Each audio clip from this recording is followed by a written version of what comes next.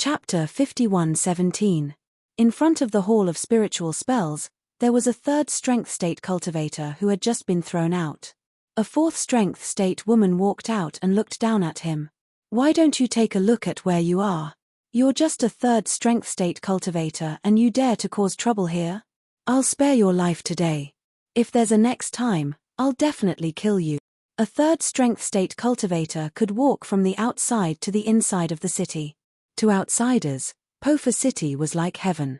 However, when they arrived here, they realized that a third strength state cultivator could barely survive. Only a fourth strength state cultivator would have a slightly better life. In fact, there were many third strength state cultivators here. His aura was very weak. It seemed that he did not have much life left. In this place, energy was life. When people passed by and saw the third strength state cultivator, their eyes flashed with disdain. As for pity, there was no such thing as pity. This was a place where the strong preyed on the weak. Zichen had seen too many people like this. Otherwise, he would not have been targeted time and time again. He walked forward and stood in front of the third strength state cultivator. The third strength state cultivator slowly raised his head and looked at Zichen. His face was pale. His life could disappear at any time. "Sir, I want to exchange." He slowly raised his hand. Zichen saw that he was holding a black crystal in his hand. There were no energy waves on it. It looked like an ordinary ore. He did not know where it came from. "I want to exchange for 10 strands of energy." The third strength state cultivator's aura was very weak. His life could disappear at any time. However, the price for this stone was not low. Zichen smiled and said, "Let's forget about the deal." He left behind 3 strands of energy and then turned to leave. The third strength state cultivator looked at the 3 strands of energy and then looked at Zichen, who was leaving. In this area, excluding the Hall of Spiritual Spells that Zichen was in, there were 7 other halls. Other than that, there were 4 Pofa halls. Zichen went to a Pofa hall along the way. Most of the people there were Pofa breakers. Hence, the atmosphere was very harmonious. As for the Hall of Spiritual Spells, there were all kinds of conflicts. In just one day, Zichen saw 3 cases of people being chased away. Other than the first case of a person in the 3 strength realm, the other 2 cases were all in the 4 strength realm. Zichen walked into the Hall of Spiritual Spells and looked at some resources. He didn't show any intention of exchanging them, so the woman who was leading the way started to mock him. In the end, he simply ignored Zichen. Obviously, he thought that a pauper had come. As the hall master, Zichen knew that these people would receive an additional commission for every transaction, and the ratio would be determined according to the amount of the transaction. Back in the Hall of Spiritual Spells, Kant had also returned. This time, he had gained a lot. He had learned a lot of secrets, and he had told Zichen everything. "And Keipei's matter. What do you plan to do?" After that, Kant looked at Zichen. Zichen thought for a moment and said, "Although he doesn't deserve death, we can't just let him go. Drive him away." Kant glanced at Zichen and didn't say anything. Actually, if it were up to him, he would have just slapped him to death in front of everyone. After all, he was in the right. If he let this guy live, it would be a disaster. However, since Zichen had spoken, Kant could only do as he was told. So, he walked downstairs and asked, "Who is Keipei?" Everyone looked at Keipei subconsciously. Keipei hurried forward and said, "My lord, I am Keipei."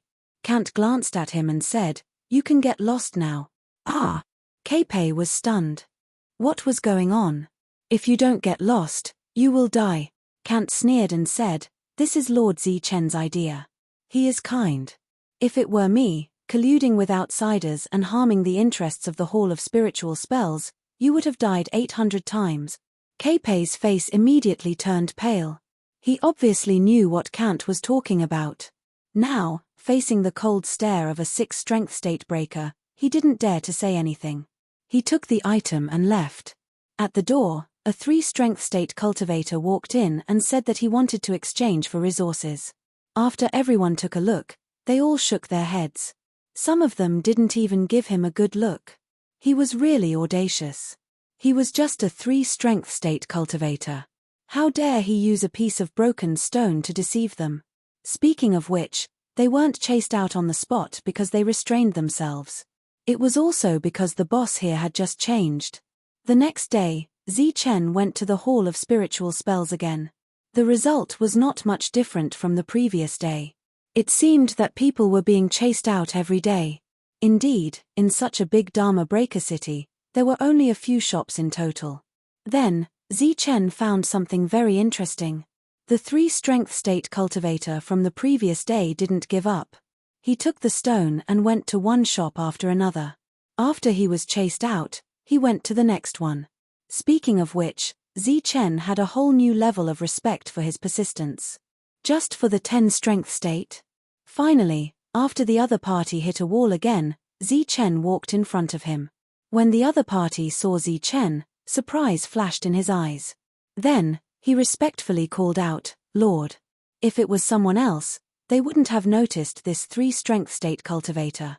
Only Zichen had been wandering around these shops, so he could always see him.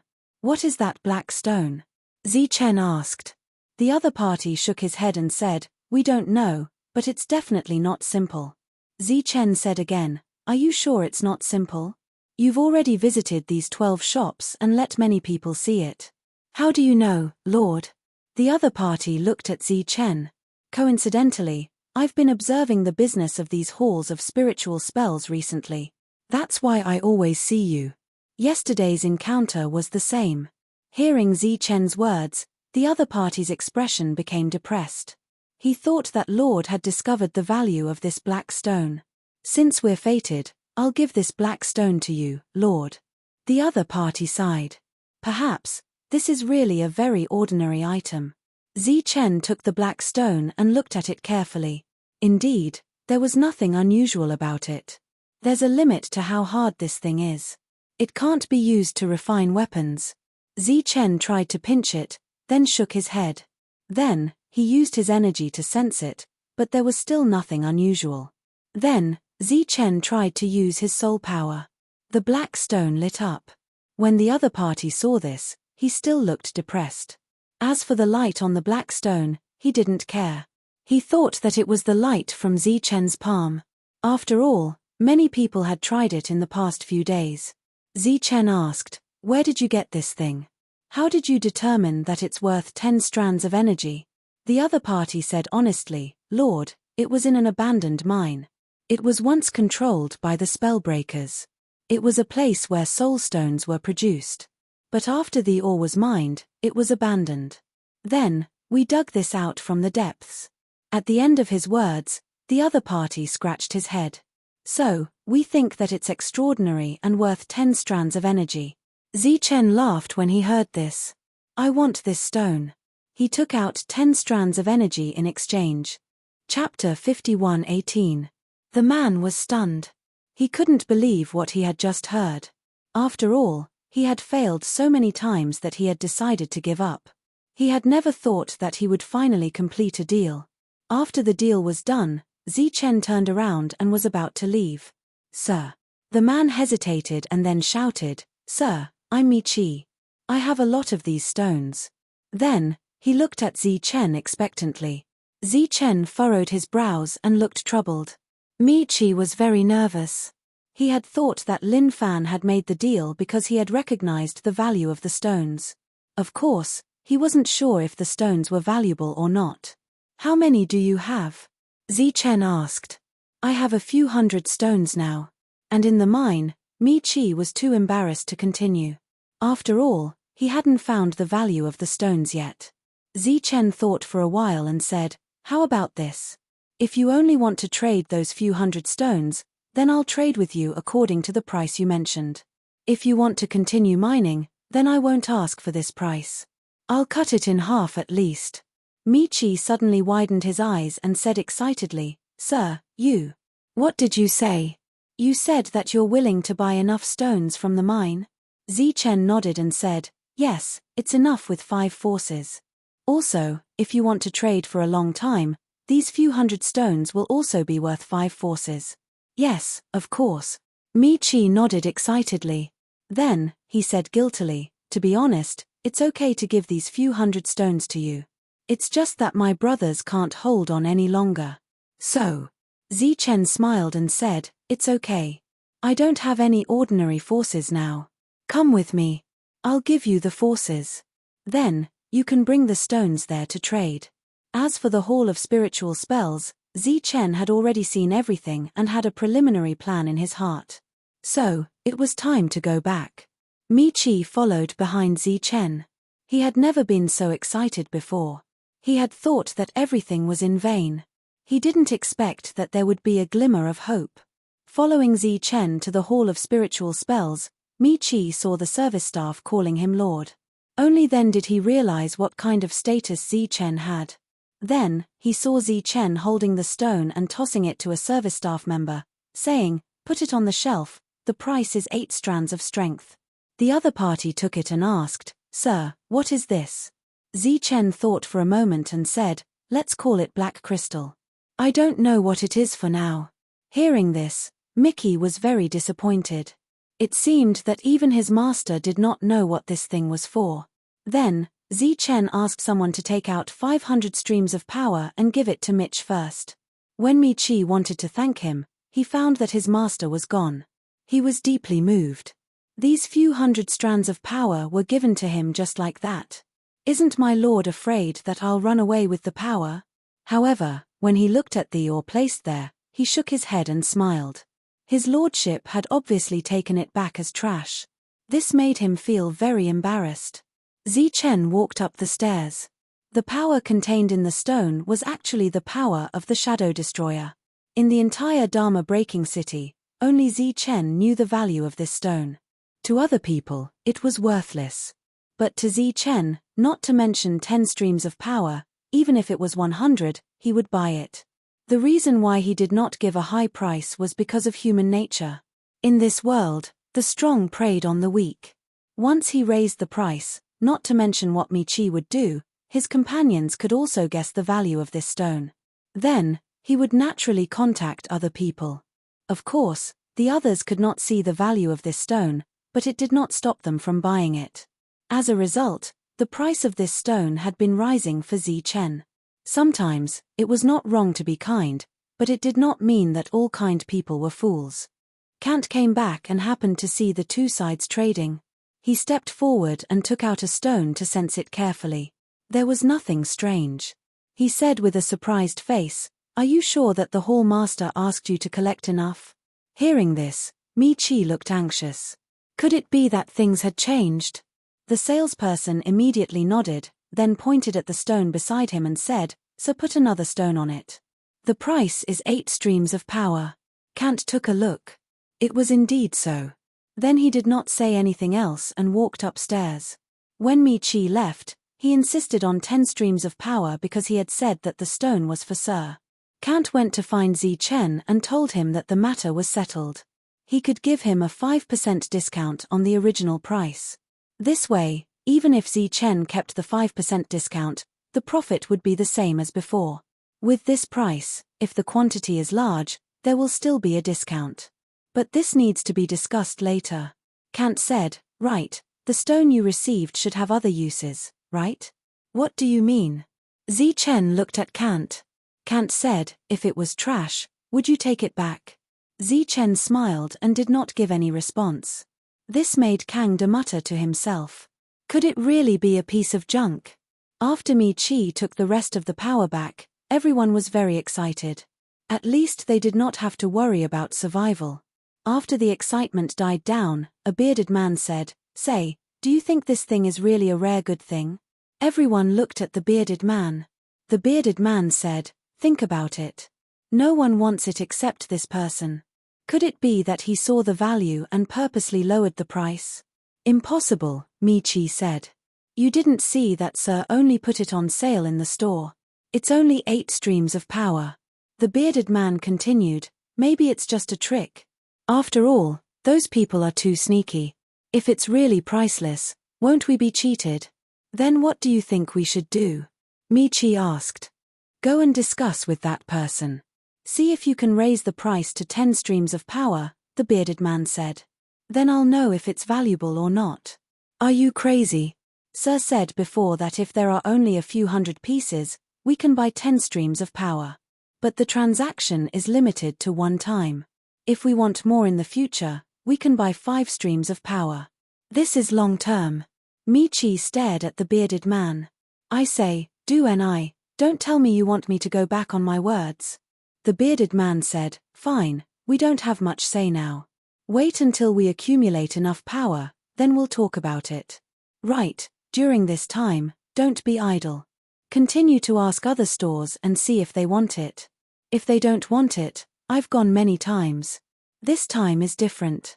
You can say that one store has bought enough. If they don't want it, others won't be able to buy it.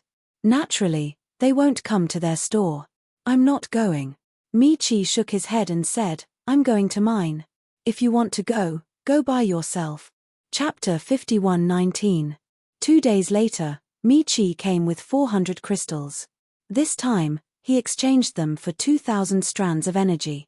According to Big Beard's instructions, he had to see how the ore was selling. But he didn't see it at first glance. His heart skipped a beat. Could it really be a good thing? Was it just for show? So he asked how the crystals were selling yesterday. The salesperson pointed to the corner and said, it's all there. It turned out that they were all there, and there were almost 100 of them. They were priced at 8 strands of energy each. No one was interested. At the same time, Big Beard took the crystals and went to the other halls of spiritual law. But without exception, they were all kicked out. Even if he told them that the other halls of spiritual law were collecting enough, they were still kicked out mercilessly. Big Beard was very depressed.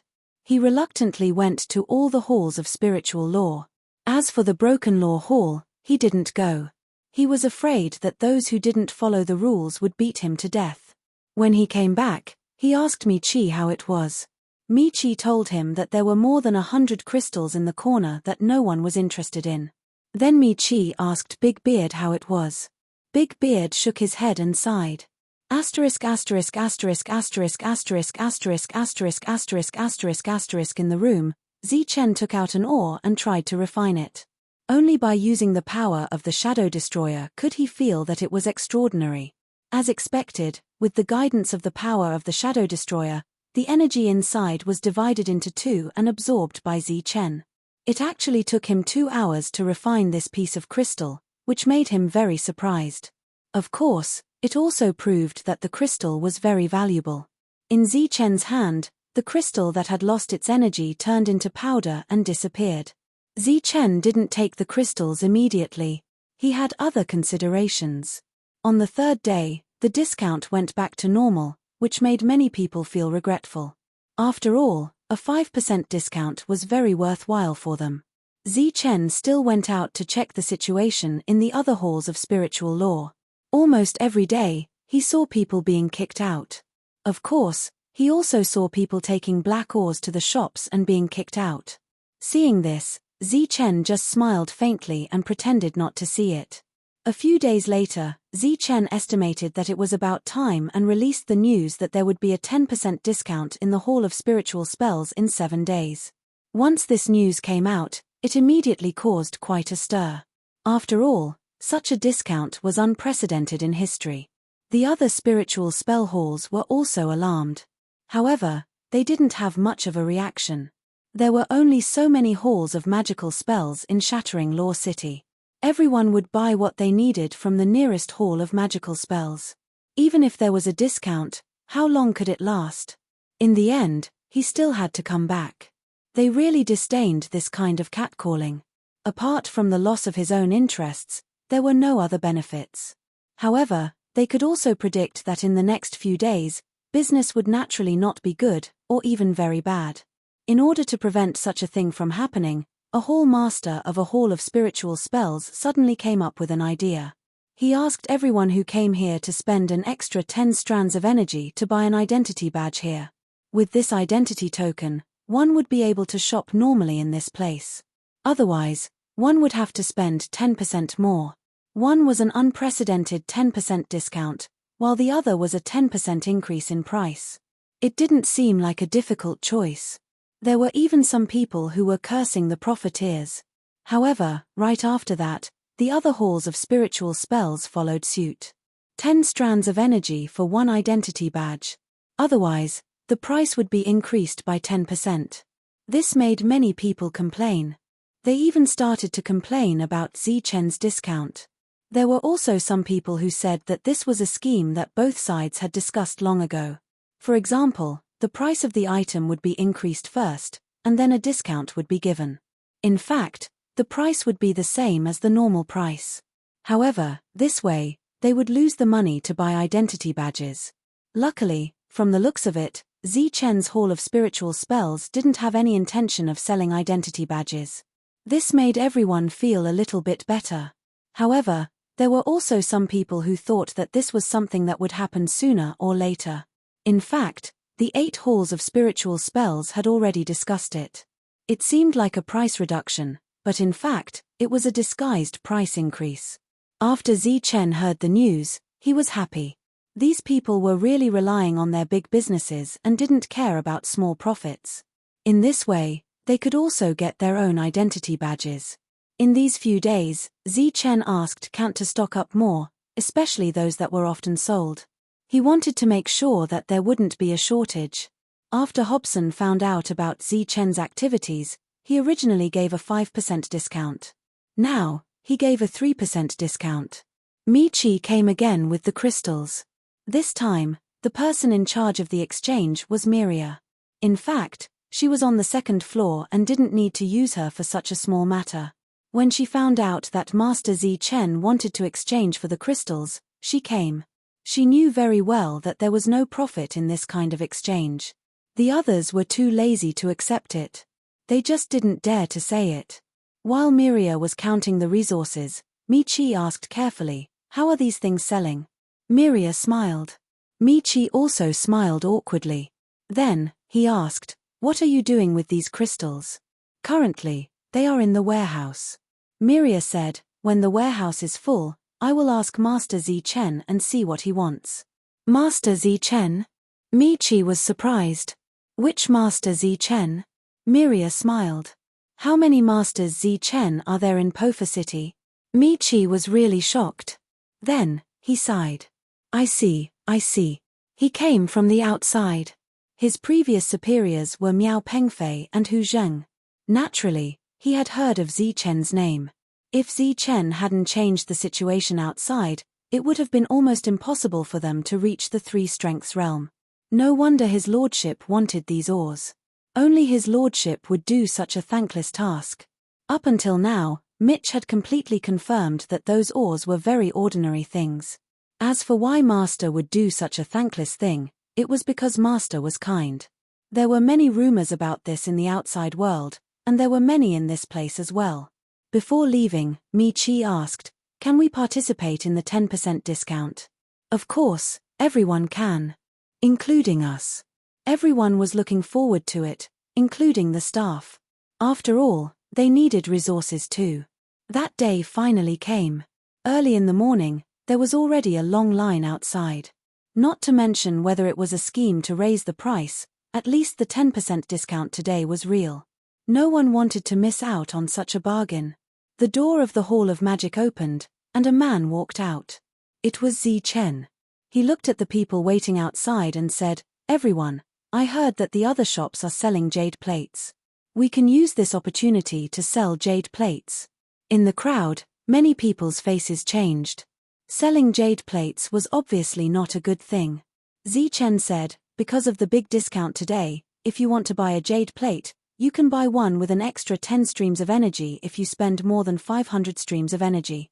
As for those who don't have enough energy but want to buy one, you need to spend 30 streams of energy to buy one."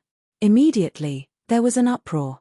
Someone questioned, "Why do you need 30 when everyone else has 10? Chapter 51:20. Once Zichen's words came out, it immediately caused a huge uproar.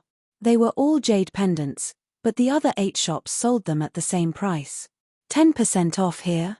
For a moment, everyone couldn't believe that this was real. How could there be such a good thing? If you buy a jade pendant, the price today will be the same in the future. Zichen said, "As for whether you want to buy a jade pendant, it's up to you. We won't force you." After that, Chen turned and walked in, leaving the door to the crowd. Everyone immediately entered. In fact, they were still very nervous because they weren't sure if there was something fishy about the price. But after entering, the price was clear. There was nothing fishy. Nothing at all. Everyone became excited one by one. There were even some people who didn't buy anything, and planned to buy a jade card first, in case of an emergency. Big Beard and Chi also walked in. With their strength, they could only see a few things. But even so, they were still shocked. Everything was 10% off, including the black crystals they dug up. The two of them stood aside and looked for a long time, but no one showed any interest in the black crystals. Soon, the place was overcrowded. The two of them were squeezed out. This business is too good. The two of them were very emotional. Fortunately, it would last for a few more days, so they weren't in a hurry to buy resources. There were many people going in and out of the door. Some were going to buy resources, and some were going to pass the news back. After all, this was a discount that had never happened before. Let's go and dig up more crystals. The use of the jade pendant in Chen's shop spread quickly. When the other 7 halls of spiritual law heard about it, they snorted. Obviously, they didn't believe it. There was no business in the world like this. 10% off. Wouldn't they lose money? Did they really think that the Hall of Spiritual Law was their own business? Since they didn't care, they didn't say anything. Some of them even arrogantly said that only those with jade pendants could buy things at the same price. Otherwise, they would raise the price by 10%. This led to the business of the Hall of Spiritual Law that Chen was in becoming more and more popular. Because of this, Kant couldn't handle it alone. Chen introduced Milia to him. Kant went to look for Hobson again, this time for Wu Jingsha. In this spirit-breaking place, there were martial crystals, but ordinary people were not qualified to get a share, unless they were from the spell-breaking palace. After Hobson learned of the situation, he gave Kant the share without hesitation. Miria took the martial crystals to the first floor and set the price at 10,000 Dao force per piece. This immediately caused a sensation.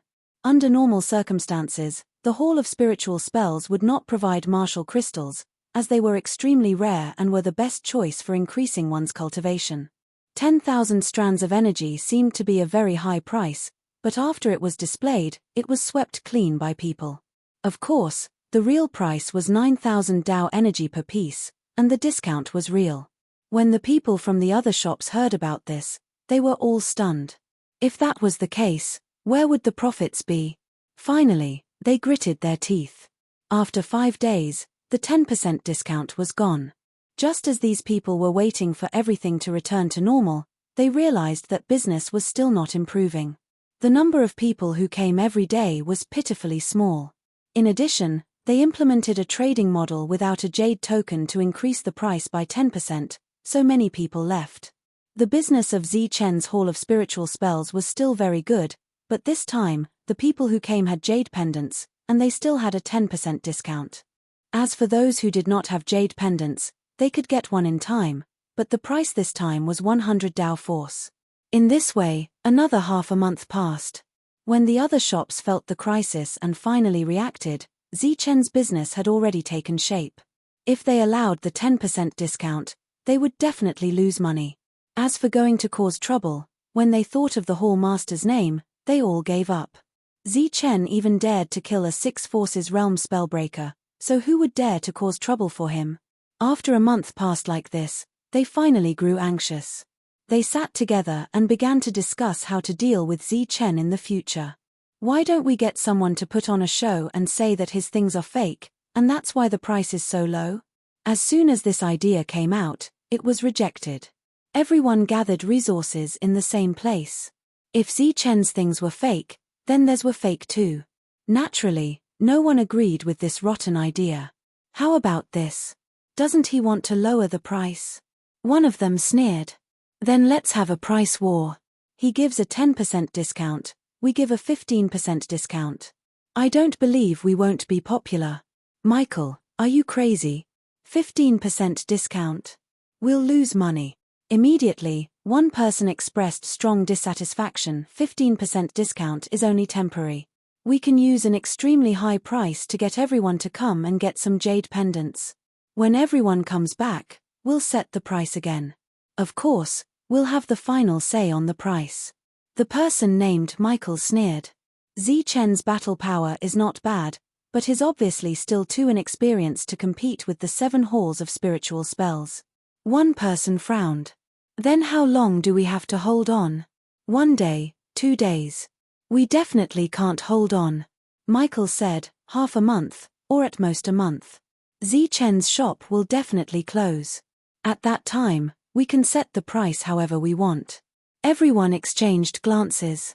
Although there would be some losses, if the 7 shops split the losses, they would still be able to bear it. And so, they did as they were told. First, they spread the news, intentionally creating hype. Then, they said that 3 days later, there would be a 15% discount. The news quickly spread to Zichen's Hall of Spiritual Spells. When Zichen heard it, he smiled calmly. "Don't worry. They won't be able to hold on for much longer." Zichen had Kant by his side. Based on the other party's purchase price, there was a 90% chance that they would still make a profit. Thus, they weren't worried at all about these people messing around. Furthermore, the longer they held on, the greater the losses they would suffer. This was purely a method of killing 800 enemies and losing 1,000 of your own. In response, Zichen didn't say anything. He allowed the other party to give him a discount. In fact, on the day of the opening, he didn't even go to check on the situation. According to Milia, the 7 shops were doing very well. After all, the discounts were low. But unlike Zichen, if everyone wanted to participate in this event, they had to spend 200 Dao energy to buy a jade plaque. And this jade plaque could be used in all 7 shops at the same time. It could be said that as long as one bought a jade plaque, they would be able to enjoy a 15% discount in all 7 shops in the future. Naturally, everyone was happy to do such a good thing. Even if it cost 200 Dao energy at the beginning, many people still gritted their teeth and did it. After all, this was a matter of lifelong profit. After hearing Milia's words, Zichen immediately said, "Everyone else can do as you wish. But you are not allowed to go there to get a jade plaque. And no one else in the shop is allowed to go there either." Chapter 51:21. Milia had been shopping with Kant recently. Of course, she knew the real price of some resources. Even if they were here, they wouldn't be able to make any profit, let alone those people. Kant had asked Hobson about the prices of those people, but Hobson told him that it was the same as before. Therefore, the 7 halls of spiritual law were doing this to cheat people. As for the purpose, it was very simple. They wanted to shut down Zichen's Hall of Spiritual Law. Time passed day by day. Zichen's business was getting worse and worse. Only a few people came here every day. Most of them couldn't afford the expensive tokens. They only came here to exchange for 1 or 2 strands of energy. Other than that, there were also some people who came here almost every other day. The resources they bought were all normal. In other shops, they could buy them at a 15% discount. One day, after exchanging for black crystals with Michi, she saw a familiar customer and asked curiously why he didn't go to other shops. It was obviously cheaper. In the end, the customer's answer stunned Milia. Then, she felt warm in her heart. He said, "I don't want to see this place close, so I'm doing my best." She told this small matter to the master. After Zichen heard it, he smiled and said, "So, you have to do well. Don't let those people down." Half a month had passed. Zichen's business was still not doing well. However, he wasn't in a hurry. He stayed in his room every day and didn't care about these trivial matters. Kant, the deputy hall master, hadn't appeared for a long time. Recently, the number of purchases had obviously decreased. Also, there weren't many, so they were all given to Milia. Every time Milia went there, she would be ridiculed. She pretended not to hear it. Michi gave all the crystals he mined to Zichen. During this time, Big Beard hinted that he could raise the price appropriately. Michi refused because no one was buying. In fact, he didn't understand why the master wanted to take these crystals. Moreover, they didn't seem to have any use. It was said that after the storehouse was full, they were all put away. During this period of time, the bearded man attempted to find the 7 shops a second time. However, this time, he was almost beaten to death. After another 10 days, Zichen said, "Everyone, thank you for your hard work during this period of time. The Hall of Magic will be closed for the next 10 days. After that, it will open again." As soon as these words came out, everyone's expression changed. "Are they really going to close?" Zichen smiled and said, "Don't worry, I'm just letting everyone rest.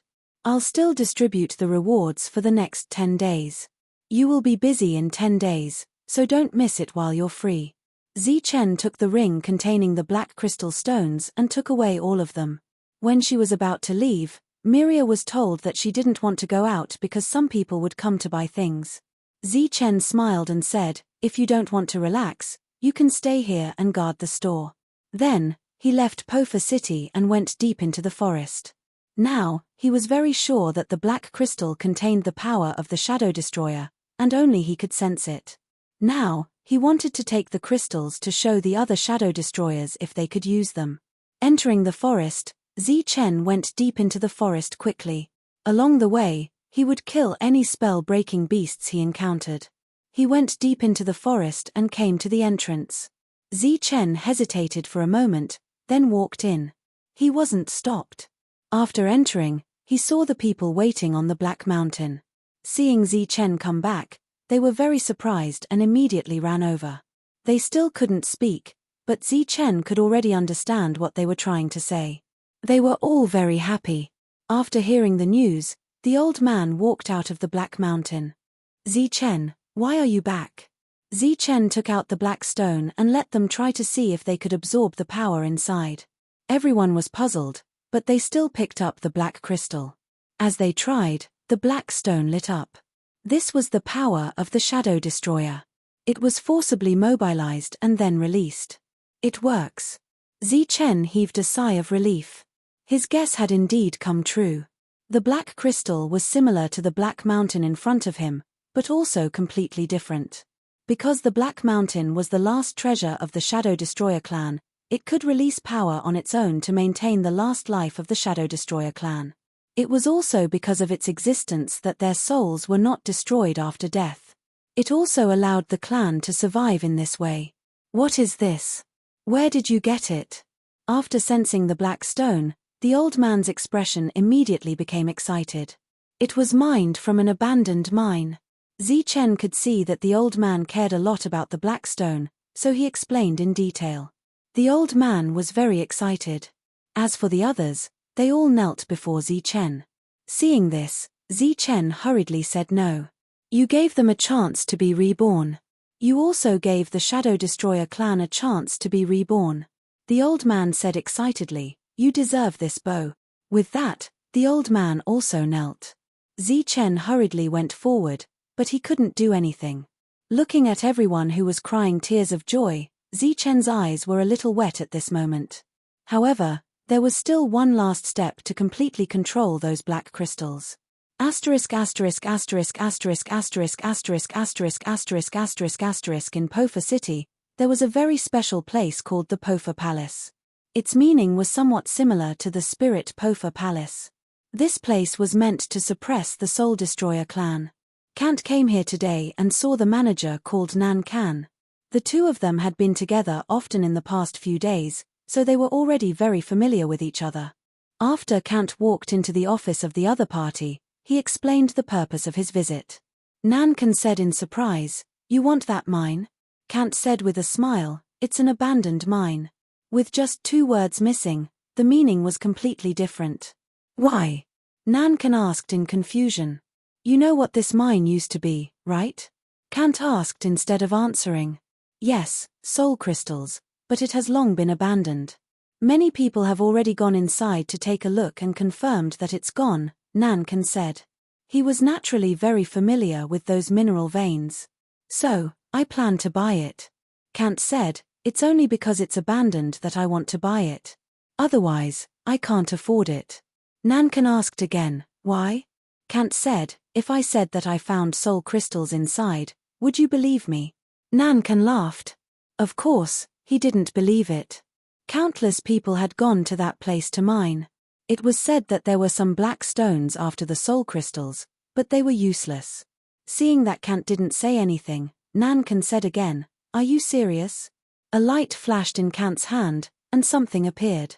"What do you think?" When the other party saw the thing in Kant's hand, his expression couldn't help but change. Inner core. Only a law-breaker beast of the Six Forces realm had a chance of forming an inner core. It was useful for both lawbreakers and lawbreakers. "I know that the mine isn't worth much, and it's just a matter of a word from you. But what's really valuable is helping me say a word." Kant said, "So, I hope you can say something." Nankin said, "Although I don't know what you want that place for, it's not a big deal. But it's still a mine. Even if it's abandoned, it's still the property of the Broken Soul Palace. It's still somewhat difficult to directly transfer it to your name." Kant said, "I know, so I'll leave it to you. This is the greatest sincerity I can show. It's up to you now." Then, Kant took out a complete lawbreaker beast's corpse. Chapter 51:22. Nankin looked at the corpse of the law-breaking beast on the ground. Only law-breaking beasts at the 6-level state could turn into corpses. Although he was also at the 6-level state, he didn't have the opportunity to hunt outside. The corpse in front of him was definitely a good thing. In addition to the inner core from before, he had gained quite a lot of benefits. A smile immediately appeared on his face, but it quickly turned into a bitter smile. "It's not that I don't want to agree, but..." Kant didn't wait for him to finish. He smiled and said, "I know that it's difficult. Otherwise, I wouldn't have come to you. So, after it's done, I'll give you a complete law-breaking beast corpse as a reward." "Kant, you're treating me like an outsider." "That's not what I meant. But don't worry, leave this matter to me. No matter what, I still have some face here." Nankin put away the corpse and inner core with a smile. "At worst, I'll do it even if I have to throw away my face. And I'll do it today." Kant smiled and said, "Thank you very much. It's almost time for dinner. If you're quick, we can go out for a meal." Nankin's smile grew wider. In this law-breaking city, the weakest people who could eat were at the 6-level state. The price of a meal here was much higher than any resource. Sure enough, connections made things easier. In less than an hour, Nankin came back with a contract. "All the formalities are done. It'll take effect as long as you sign your name." Nankin smiled and said, "Fortunately, it's just an abandoned mineral vein.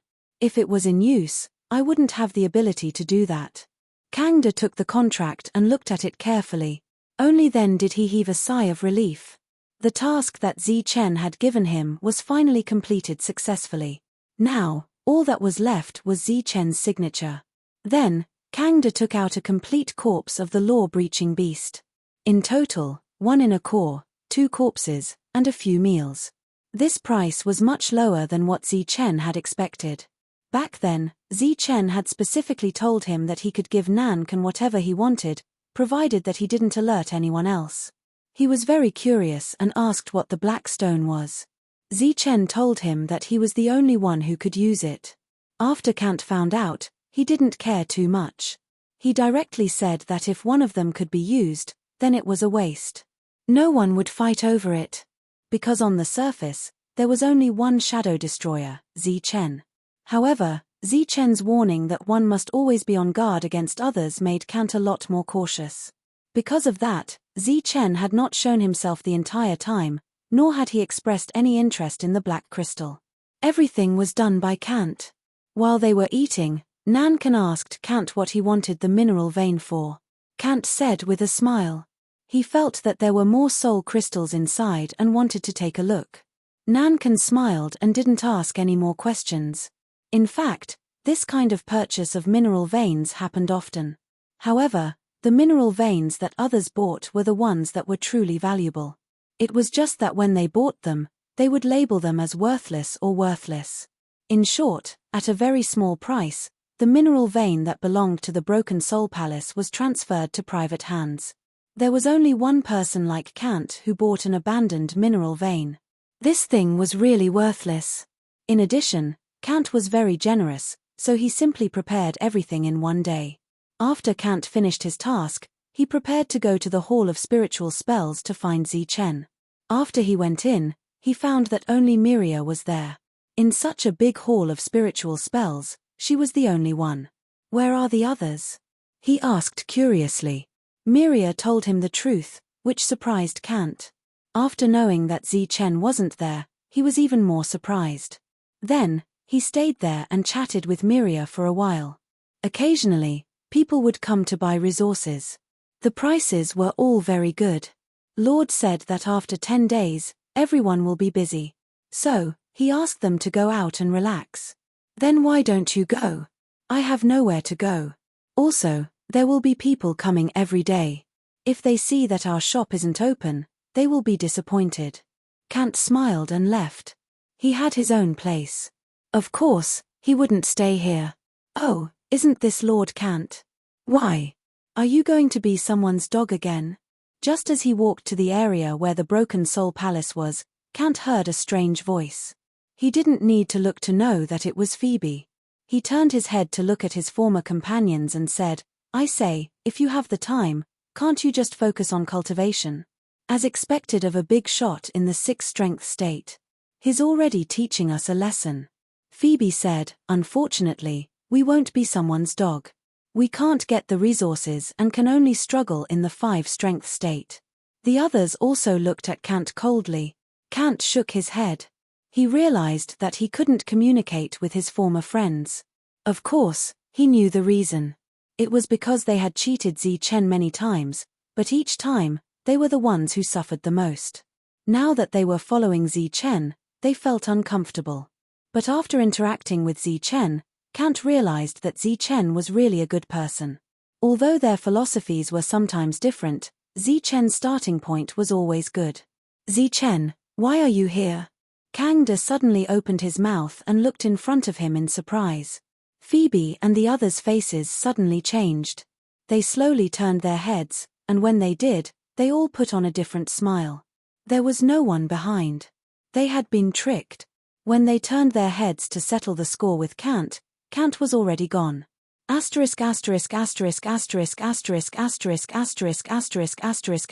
Zichen left behind all the black stones on him. The Shadow Destroyers called it the Life Stone. Zichen felt that it was quite appropriate. This thing was really important to the Shadow Destroyers. After rejecting the old man's offer to send him out personally, Zichen carefully looked around after leaving. After making sure that no one was around, he turned back outside. Along the way, he killed a few lawbreaker beasts. His luck was good, and he obtained an inner core. On the way back, Zichen's biggest concern was whether Kant had succeeded. And if he had, how would he explain it to Mi-Chi?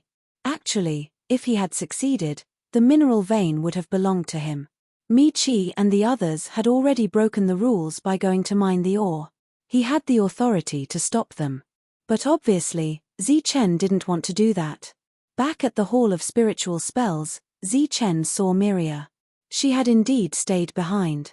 After seeing Zichen, Miria told him that Kant was looking for him and would come once a day.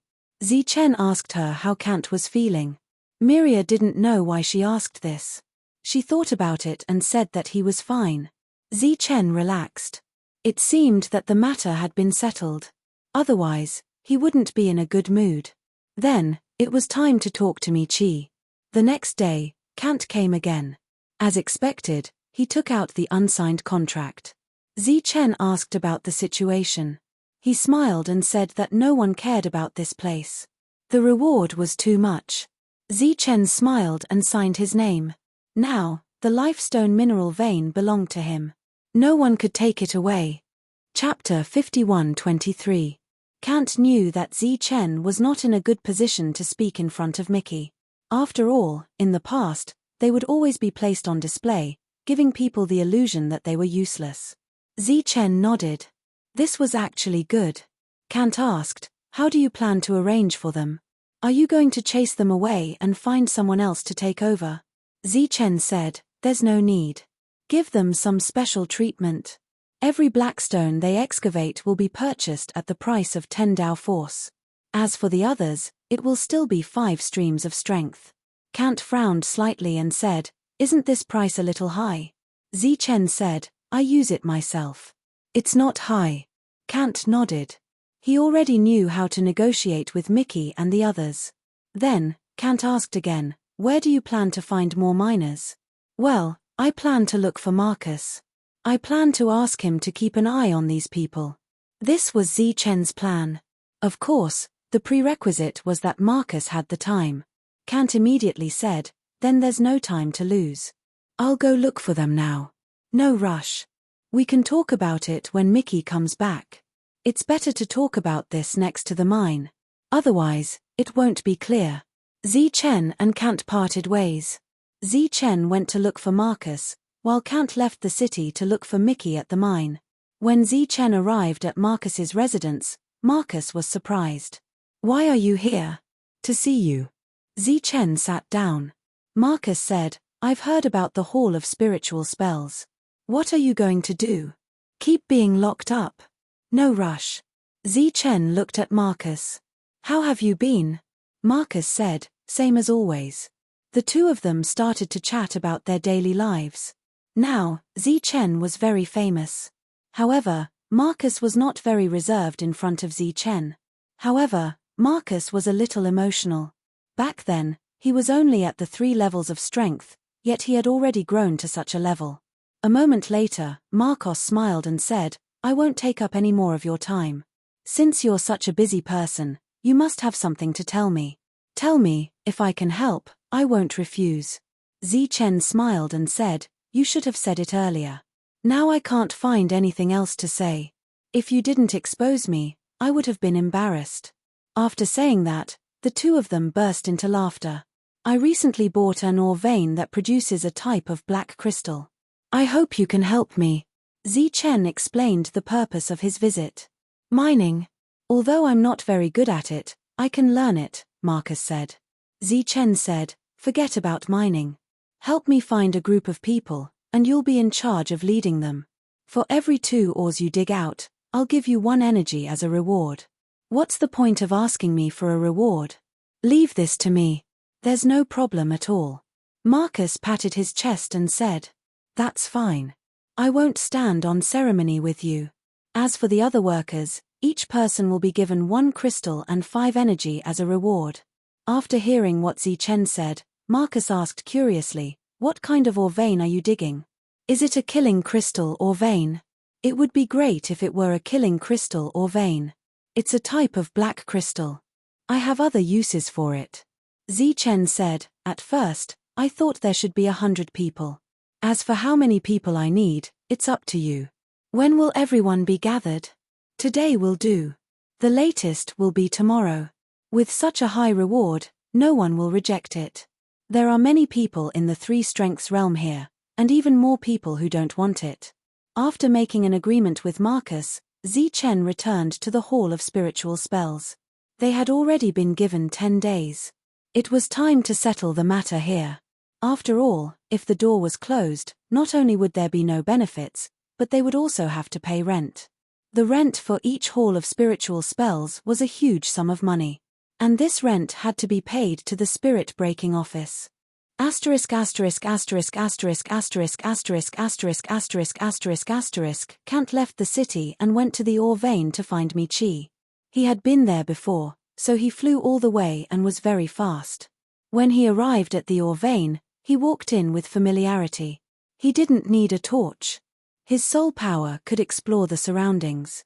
After finding Michi in the ore vein, Kant called them out together. He said that he had something to say. Everyone walked out. There were a total of 28 people. Sir, why are you looking for us?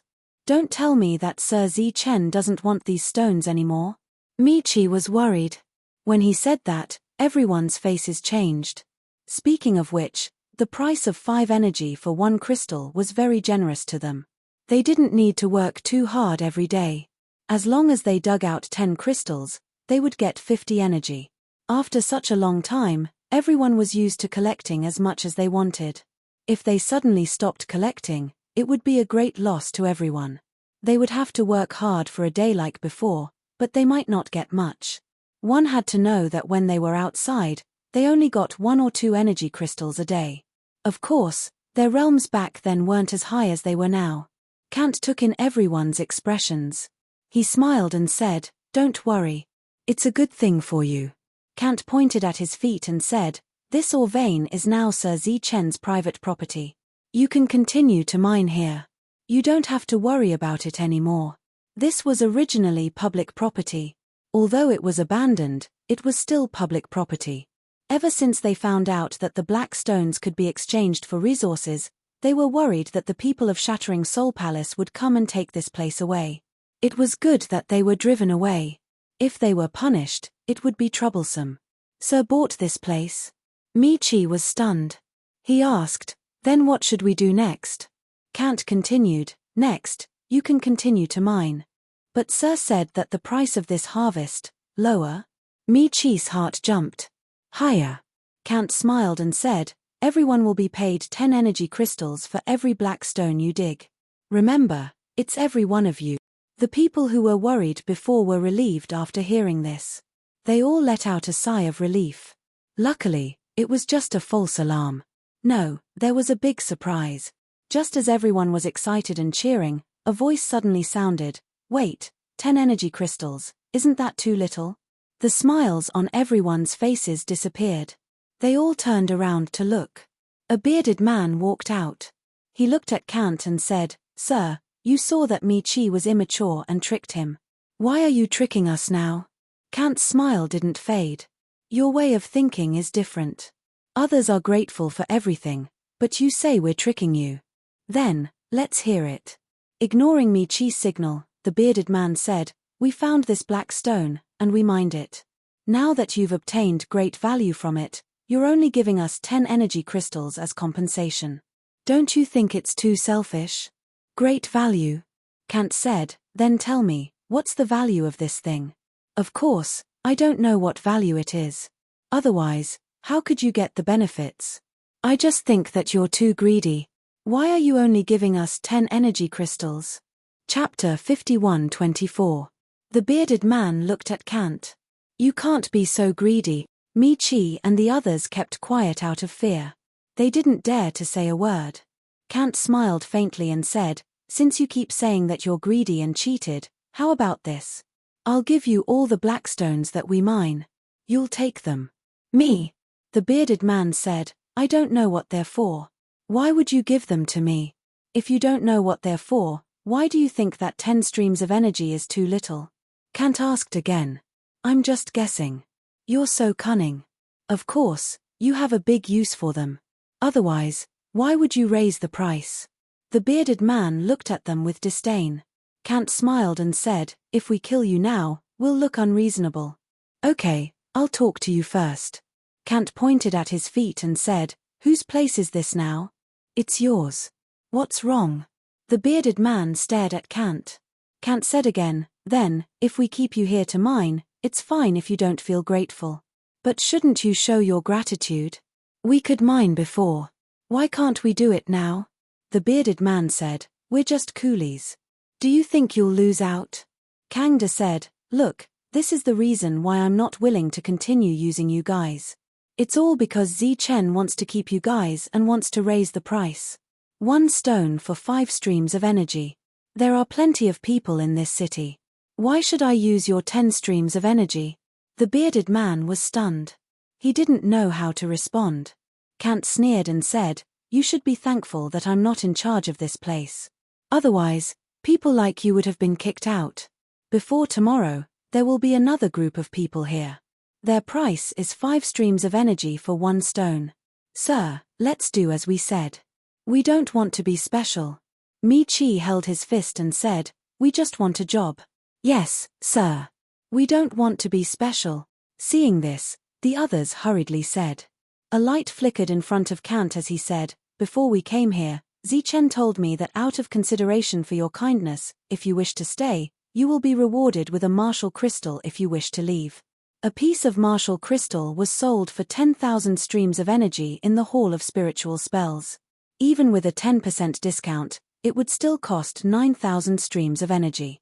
How long would they need to dig? For a moment, many people were tempted.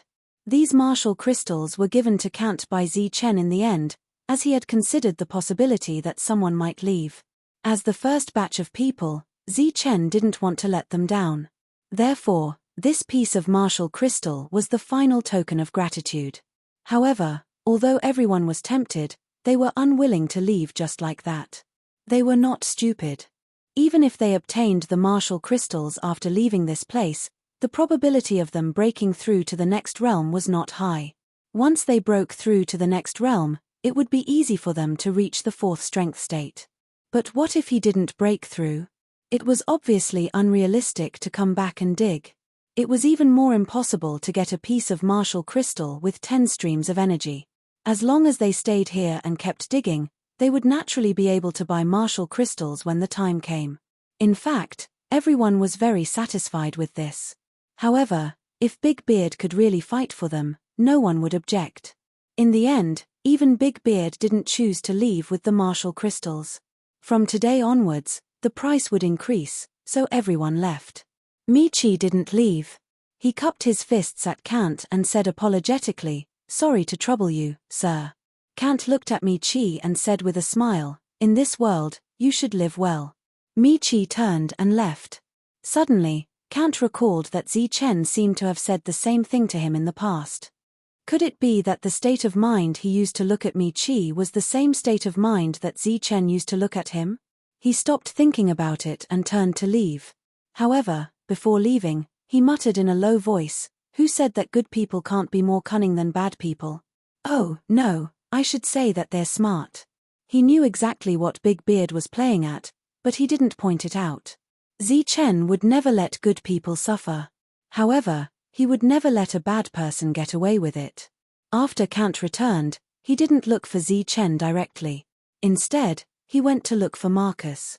Unfortunately, he didn't find him. Kant knew a little about Marcus. After his immediate superior was killed by Zichen and Zichen disappeared, his life was just ordinary. Although he wasn't disliked, he wasn't highly regarded either. This should be one of the reasons why Zichen went to look for Marcus. As for the other reason, it was naturally because he trusted him. Early the next morning, Kant went to look for Marcus again. At this moment, he was here with more than 100 people. When he saw Kant, he was a little surprised. Before Zichen arrived, Kant called Marcus aside and told him some things.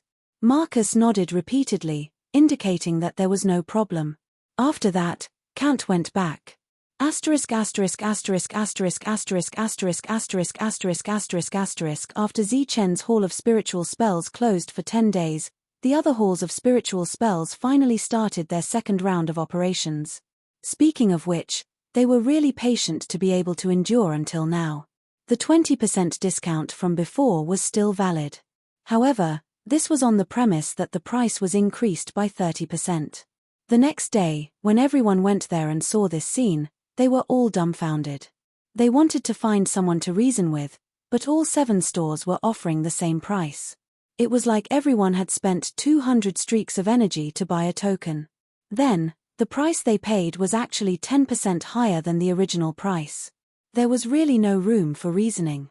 Some people thought of Zichen's Hall of Spiritual Spells and immediately rushed over.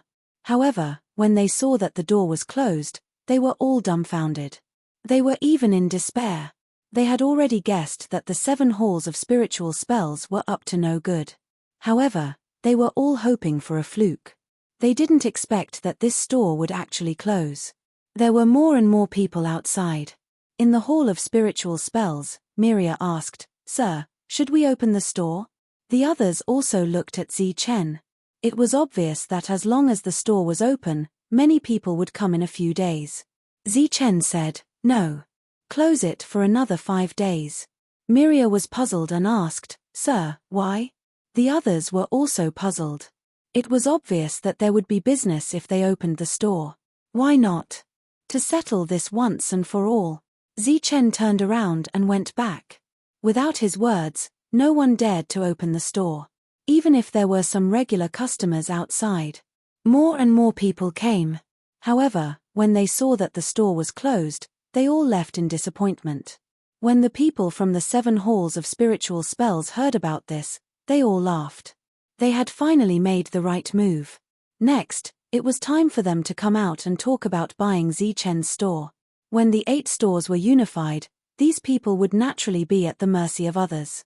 Everyone was filled with regret, regretting that they shouldn't have been so greedy. However, it was too late now. During this period, someone went to make a scene. However, he was quickly kicked out by the people from the Hall of Spiritual Spells. Time passed day by day. In Pofa City, complaints were everywhere.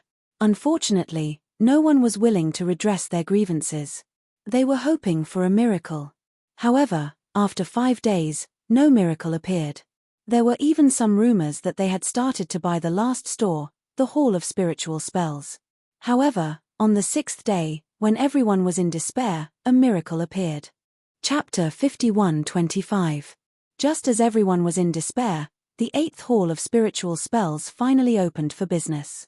However, many people were not looking forward to it. They wondered if this place had already been sold enough. Had the 8 families joined forces?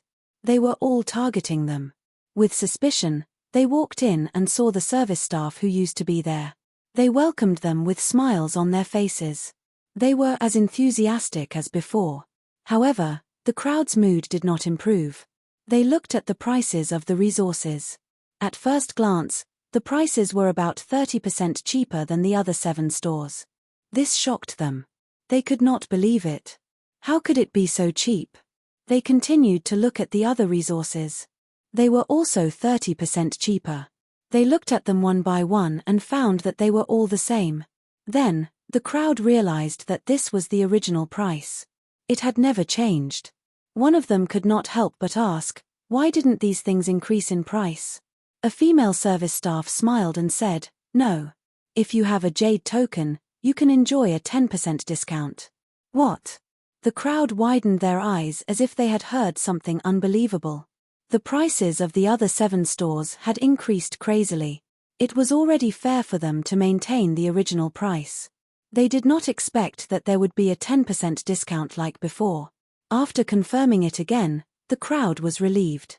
Then, they rushed to buy the resources. They were afraid that they would buy too little if they were too slow. They were also afraid that it would be a flash in the pan and disappear the next day. Don't worry. There are plenty of resources. It will definitely be enough. The service staff kindly reminded them. However, it was useless. The people who came had bought enough resources with everything they had. Soon, the news spread. In less than an hour, there was a long line outside the Hall of Spiritual Spells. While they were waiting in line, they were very worried. They were afraid that the things in front of them would be sold out.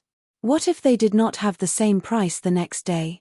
Those who walked out of the Hall of Spiritual Spells were very grateful.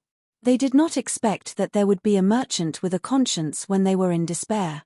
At the same time, they swore that even if there was a 20% discount, they would not go there. This time, they almost got themselves killed because of their greed. Miria looked at the scene and was very excited. Her popularity was back. In Zichen's office, a 6 Forces realm cultivator was glaring at him angrily. Zichen, are you really not going to sell it?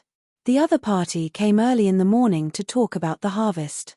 In the past few days, several batches of people had arrived. Zichen looked at the other party and said calmly, why should I transfer it? You won't have any business if you continue like this. The other party said indifferently, after all, you only have 1 shop and we have 7. If the 2 sides really start a price war, the one who will die will definitely be you. That's why I'm here today to tell you that everyone should take a step back. If you don't want to sell it, that's fine too. You just have to raise the price by 30%. Zichen looked at the 6 Realms cultivator and said, all of you are too black-hearted. They were all here to help with the business. To put it bluntly, they were all dogs. Why should they oppress these ordinary people? Even if you earn a few more strands of energy, do you really think the people inside will take a fancy to you? Do you think they will think highly of you? As for you embezzling the profits, aren't you worried that your masters will stop giving you bones when they find out one day? Why? Judging from your tone, you don't want to? The 6 Realms cultivator snorted. I don't believe that there are people who have a grudge against power. Zichen said, No one has a grudge against power, but there are many ways to obtain power. There's no need to use the method of harming others. If you do this, you are destined to fail. Zichen pointed outside. If you don't believe me, go and take a look. See if your 7 shops have better business than mine. The other party said angrily, this is because you are causing trouble. You don't follow the rules. With Zichen's actions, it would be strange if their 7 shops had any business. Zichen said, this is called integrity, okay? You don't even have basic integrity. You rely on swindlers. What right do you have to talk to me about rules? Zichen waved his hand and said, go back and tell your people not to come again. My patience is limited. If they come again, I will kill them. Oh right, if you want to transfer your hall of spiritual magic, you can come to me. Dream on. The other party turned around and left. When he arrived at the door, that person suddenly stopped and said, Zichen, perhaps we aren't a match for you in terms of strength, but if you want to compete with us in terms of business, then you're too naive. You just have to wait and see. Zichen nodded and said, okay, I will wait for you to make your move. The other party went downstairs and saw the crowd at the door. His expression became even uglier. This bunch of greedy idiots. He was so angry that he said that the things here were fake. Unfortunately, he was ignored. Asterisk asterisk asterisk asterisk asterisk asterisk asterisk asterisk asterisk asterisk. Marcus led more than 100 people to the mineral vein. Kant also went once along the way to meet up with Marcus. Everything that followed was left to Marcus. Marcus also met with Mitch and the others. He told them that all they needed to do was to give him the crystals they dug up. After that, Mitch personally brought Marcus to the mineral vein. This place used to be a soul crystal mine, so there were already tunnels dug underground. This time, Marquis wanted to roughly check how many black crystals there were in the mine. He made a rough estimate. With the current manpower, they would not be able to finish digging in a few years. This was a large mineral vein. After stabilizing in the early stages, they would need to find a steady stream of people in the later stages. Moreover, it was not easy to dig. Almost no one in the second force state had the ability to do so. Only those in the third force state could. After that, Marcus began to work on this matter. After the business of the Hall of Spiritual Magic was booming, Kant came back again. He brought Milia with him to do some shopping. During this time, Hobson found Kant and told him that there had been some pressure from above. He said that there were some complaints about the purchase price. On that day, Kant treated Hobson to food and wine. The matter was settled. He had the authority to give a low price. Of course, he could also give the same price to others. However, it was obvious that those people were not as important as Kant, a spellbreaker. Moreover, he was a 6-force state spellbreaker. After returning, Kant told Zichen about this matter. Naturally, it was the 7 shops that were behind it. Since Kant had already settled it, he did not say anything else. Fortunately, there was Kant. With his identity as a spellbreaker, some things were easy to handle. Unfortunately, Zichen, a shadow destroyer, should have had a more noble status. However, no one recognized him here. In the mine with black crystals, Big Beard walked to one of the people and said, "Hey, how many black crystals did you dig up today?" That person did not recognize Big Beard, but he replied, 8. Chapter 51:26. What did you say? The man could not believe his ears. 41 strands of energy. Are you selling it or not? Big Beard was impatient. Of course, I'm selling it. The man quickly nodded. Normally, he could only sell it for 40 strands of energy. Now that the other party was offering him an extra strand, he would be a fool not to sell it. Both parties reached a deal. Big Beard carried the basket and continued to walk forward to collect everyone's harvest. Just by reselling, he could get double the price. Naturally, it was much faster than digging by himself. After the basket was full, Big Beard left. Along the way, the people looked at this scene in surprise. They were puzzled. Where would he get the profit from such a high price? He might even lose money. Michi heard the news and quickly ran over. Kuzimo, what are you doing? Kuzimo was Big Beard's name. After hearing Michi's voice, he turned around and said, Can't tell that I'm doing business. Michi approached and saw the black stones behind him. There were at least 100 pieces. He said angrily, "You're taking advantage of the master's loophole." Big Beard's face immediately became gloomy. "What master? He's playing us like monkeys.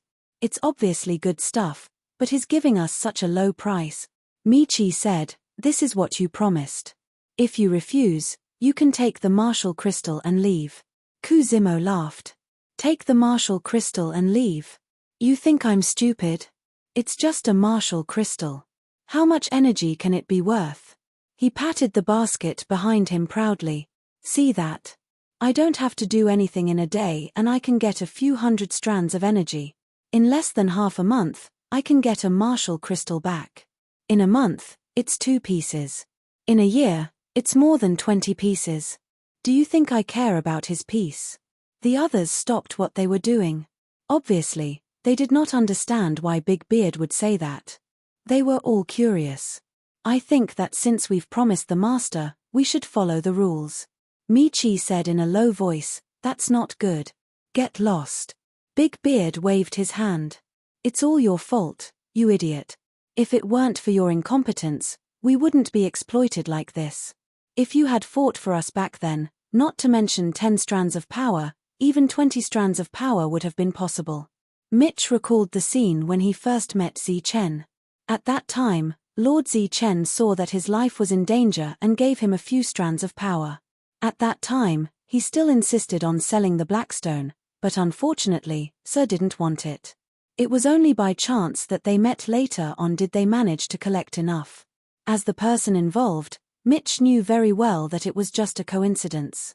Right now, the 10 strands of Sir's power had already reached their expectations. That was because the people who came later also possessed 5 strands of power. They had already gained a huge advantage. "Kuzimo, if you want to live a long life, you have to be down to earth." Mitch said, "You won't last long like this." Scram. Big Beard pointed at Michi and said, "If you dare to tell on me, I will kill you." Then, he turned to look at the others. "And you guys, if you dare to say anything, I'll kill you too. To tell you the truth, I know your Sir's Sir, that's Zi Chen. I have a very good relationship with him. Otherwise, why would I take your Blackstone?" The others naturally didn't dare to say anything. To them, 5 strands of power for 1 piece of Blackstone was already enough.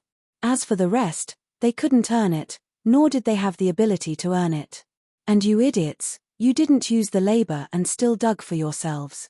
Serves you right for not having a goal." After Big Beard scolded the original people, he carried the basket of Blackstone and left. Marcus had already set up an encampment outside. After coming out, Big Beard went to find Marcus to exchange for resources. Looking at the crystals behind him, Marcus said, "Today's harvest is not bad."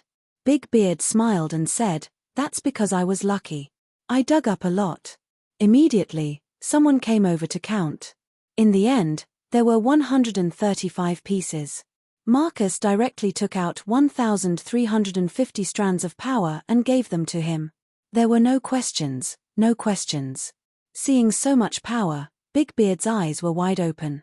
Just 1 trip to the mineral vein and he gained a few hundred strands of power. If he went a few more times a day, wouldn't he be rich? Big Beard turned and left, entering the mine again. "Sir, the person in charge of counting just now looked at Marcus." Marcus smiled and said, "It doesn't matter." After Big Beard finished exchanging, he went back down.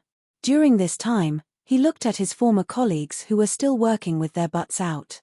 His eyes were full of disdain. "Serves you right for being useless. You'll all die of exhaustion."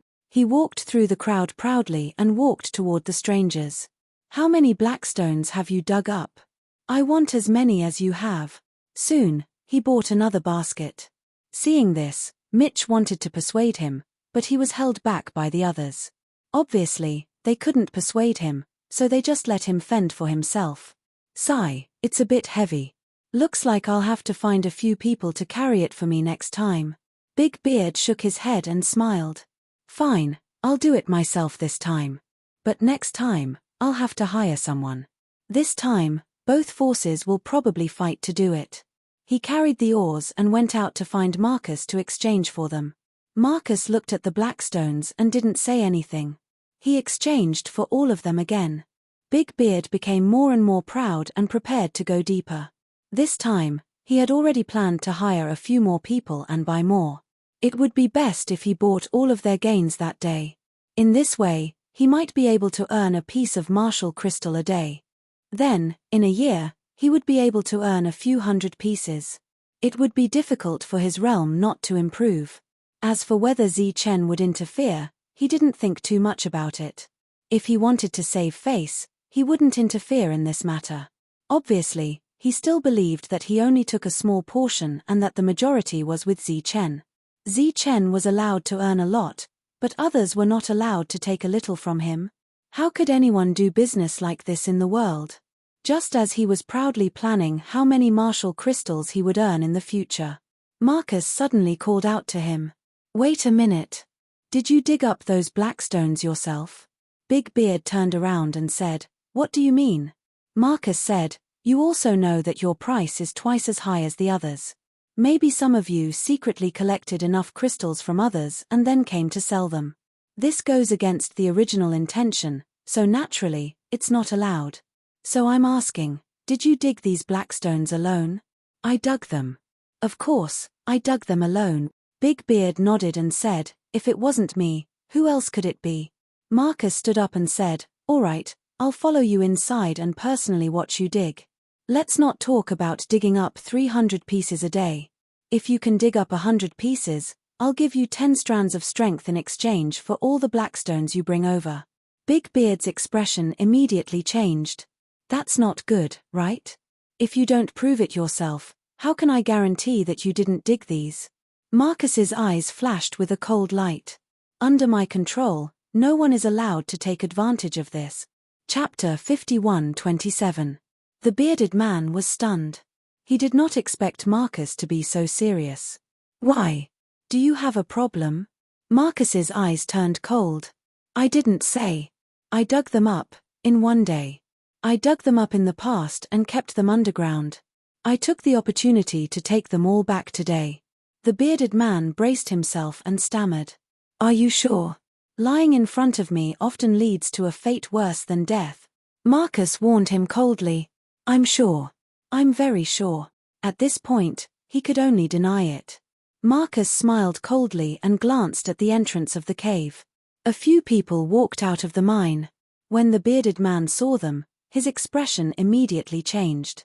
He quietly turned his head away, trying not to be seen by those people. Now that he was discovered, it was naturally troublesome. "Hey, do you still want to buy black stones? We'll sell them to you tomorrow." Perhaps it was a coincidence, but one of them saw the bearded man and even greeted him familiarly. The bearded man pretended not to hear and turned his head to the side, giving the person his back. "Hey, I'm talking about you. Why aren't you talking?" That person shouted again. "You, the one with the long beard." The bearded man was immediately angry. He turned around and warned, "Don't talk nonsense. I didn't buy your black stones. I dug them up myself. You don't admit it. Damn it, all the power is with me. I haven't even used one. Didn't you say that it has something to do with Chen? Can you sell it at a high price? Are you still going to buy it tomorrow? If you don't, then forget it. If you want to buy it, then tell us and we'll prepare everything for you." The bearded man wanted to bite that person to death. How could he be so stupid? Slap.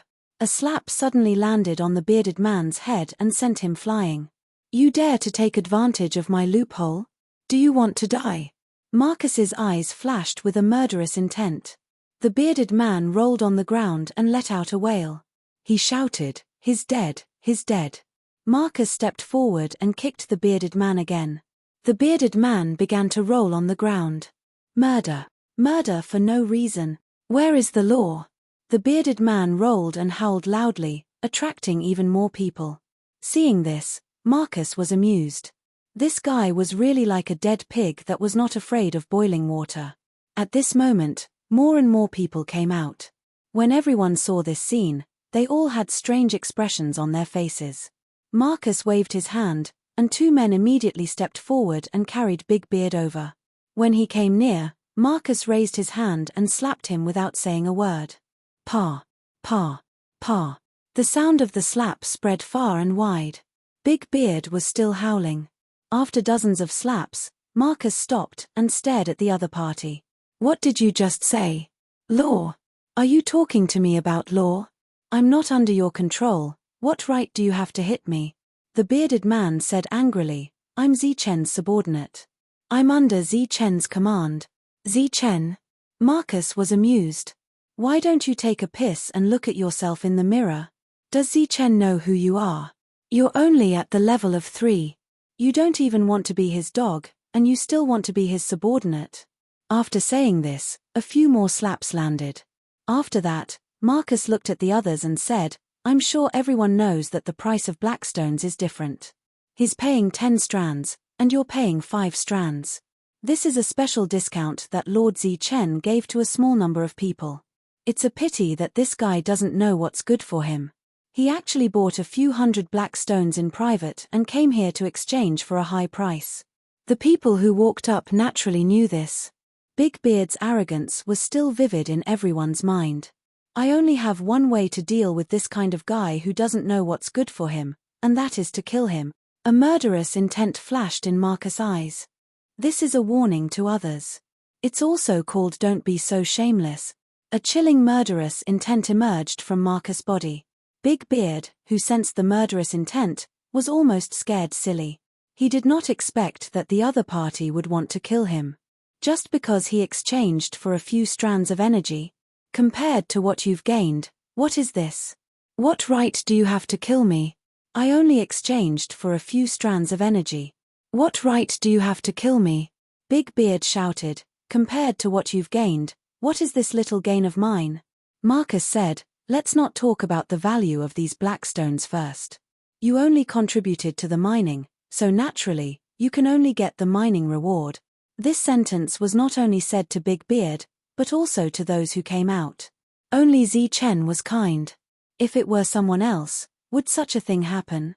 On the same day, he drove away this group of people who did not know what's good for them. After listening to Kant's words, Marcus started to dislike Big Beard, Mickey, and the others. That was why today's scene happened. So, you dare to use Lord's kindness to take advantage of this loophole and seek your own benefits. Only death awaits you. The energy around Marcus surged, and he was about to kill Big Beard.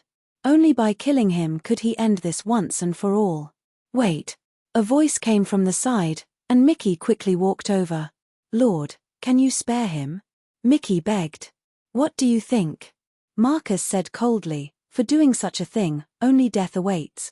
Lord, since it's his first offense, let him work here as a laborer. He doesn't want any reward. He'll help Lord mine for a year. I only ask that Lord spare his life. Mickey pleaded. Big Beard could tell that Marcus was really going to kill him. He was bold, but he was not fearless. He quickly nodded, indicating that he was willing to mine for free. Marcus looked at Mickey and said sarcastically, do you think I care about such a free laborer, or do you think Zichen cares? Mickey cupped his fists and said, Lord, we are willing to use our special reward in exchange for Cosimo's life.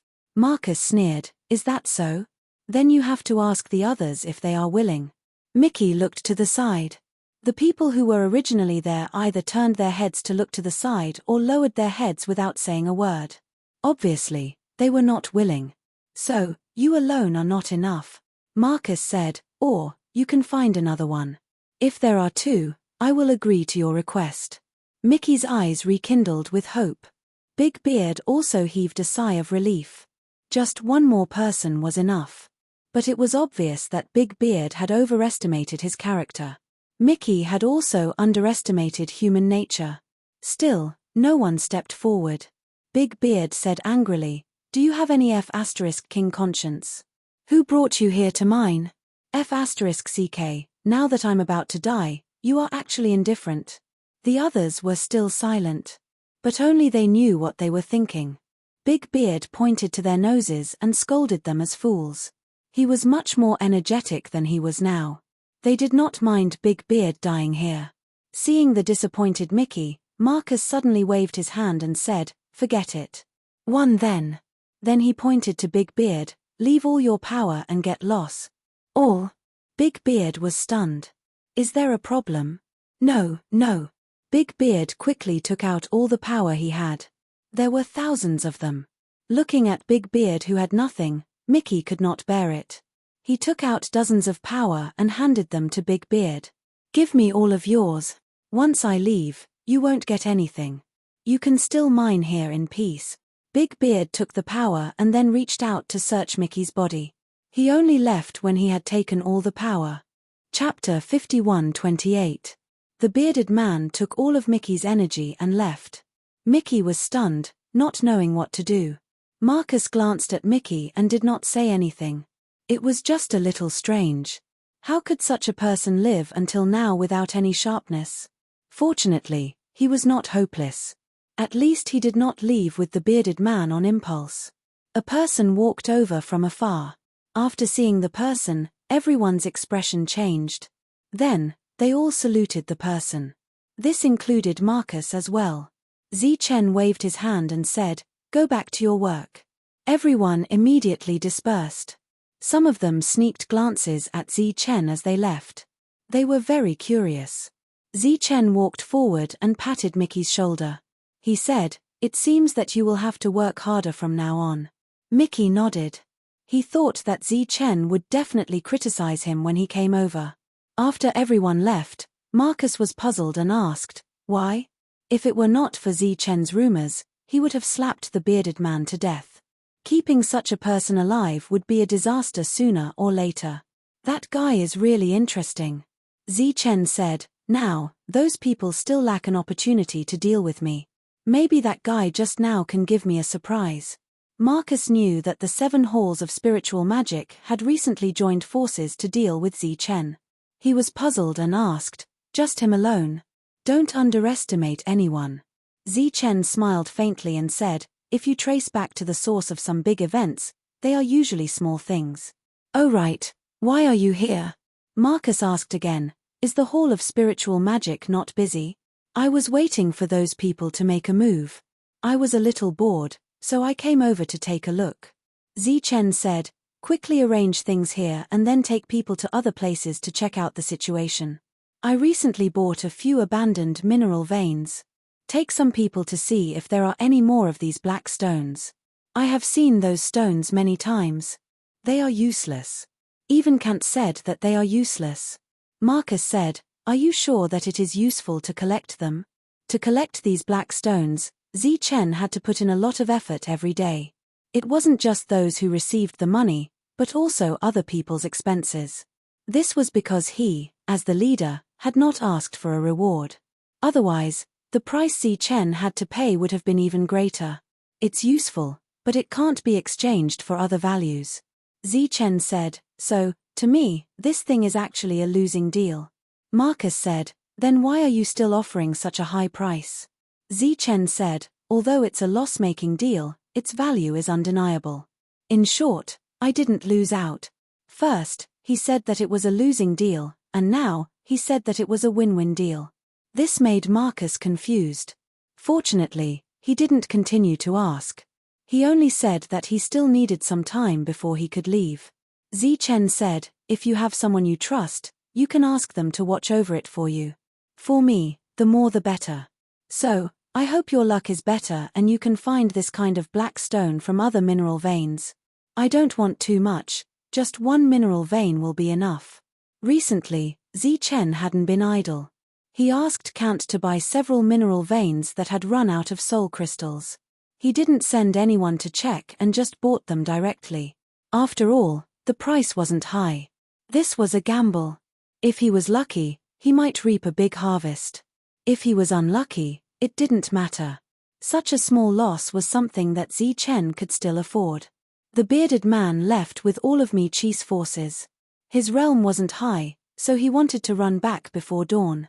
It was already dark, and he hadn't reached the city yet. He cursed to suppress the fear in his heart. He returned to the city in fear. The bearded man was extremely unwilling to lose such a lucrative job and didn't get back the martial crystals. He wanted revenge. It was obviously impossible to challenge Zi Chen directly. He couldn't even withstand a slap from him. So, he thought of taking advantage of Zi Chen's enemy. Early the next morning, he went to Zi Chen's Hall of Spiritual Spells and bought 2 black stones at a 10% discount. He also waited in line for a long time, which made him even more unhappy. Holding the 2 black stones, he went to another Hall of Spiritual Spells. After entering, he didn't look for the service staff. Instead, he asked to see the manager, saying that he had something important to discuss. As a result, he was kicked out as soon as he arrived at the first store. When he arrived at the second store, it was slightly better. He was kicked out, and the other party didn't do anything. He was very depressed and cursed in his heart that these people were all idiots. How could they not recognize such a good thing? If this continued, he would definitely be kicked out. He had tried this before. So, he wanted to change his method. After entering the third Hall of Spiritual Spells, he coughed lightly and said directly, "Ask your master to come out. I have a resource here that even Zi Chen wants." As soon as he said this, the idle service staff looked at each other. Of course, they knew Zi Chen's name. Not only was he a shadow destroyer, but he was also their #1 competitor. For the past few days, there had been no one in the store. It was all thanks to Zi Chen. "It's up to you to believe it or not," the bearded man said, pretending to be profound. Everyone was skeptical, but with the thought that it was better to believe it than not, they went to look for Michael. After Michael came down, he looked at the bearded man and said coldly, "If you can't give me any valuable information, you will die." The bearded man didn't expect Michael's temper to be so bad. His expression changed, but since things had come to this, he could only take out the black stone. Without waiting for the other staff to show a look of disdain, he hurriedly said, "Although this thing is only sold for 10 strands of power in Zi Chen's shop, we've already helped him earn tens of thousands of yuan in private." Michael took the black stone and looked at it. Naturally, he didn't see anything special about it. He looked at the service staff and noticed the strange expressions on their faces. "Do you know each other? He's been here a few times and was chased away by us. I didn't expect him to think of such a method again," one of them said helplessly. Michael narrowed his eyes and looked at the bearded man. "You dare to trick me? Do you want to die?" The bearded man immediately said, "Don't listen to their nonsense. They're all ignorant. Zi Chen collected 10 strands of strength in one go. Now that you've bought it back, you won't lose out at all. What nonsense is this?" Michael was a little confused. "Speak slowly. If you agree, I'll spare your life. Otherwise, you will die. So, you only have one chance. Prepare your words well." The bearded man was overjoyed. As long as he had the chance to speak, it was fine. Normally, he wouldn't know what to say. But with Zi Chen's superfluous move, this matter was much easier to handle. He explained everything in detail, from the first 5 strands of strength to the last 10 strands of strength. Michael was interested. There was such a thing. Chapter 51-29. The more the bearded man spoke, the more excited he became. His spittle flew everywhere. He seemed to have found a way to make money. Michael played with the black stone in his hand and glanced at him. He didn't look like he was lying. Of course, he could slap a mere 3rd-level cultivator to death if he dared to lie in front of him. Therefore, the possibility of a conspiracy was very small. "Then why did you come here? Why didn't you continue to mine?" Michael asked. The bearded man said angrily, "That Zi Chen is too despicable. He made a lot of money, but he only gave us a little reward. I was angry, so I quarreled with them and then came back. Sir, don't doubt me. To show my hatred for him, he gave me a piece of martial crystal, but I didn't take it." The bearded man said, "It's because I know that I can't bear to take a gift from him. I don't like him. If I take his martial crystal stone and deal with him, my conscience won't be at ease." Michael naturally didn't believe him, but he didn't continue to ask. He could already hear the hatred for Zi Chen in the bearded man's words. That was enough. So he asked, "What do you suggest?" "Sir, buy the black stones and hoard them all. Piss off Zi Chen. If you wait until you discover their great value and then buy them, it will be too late." Michael pondered for a moment. After a while, he waved his hand and said, "You, go to Chen and see what's going on."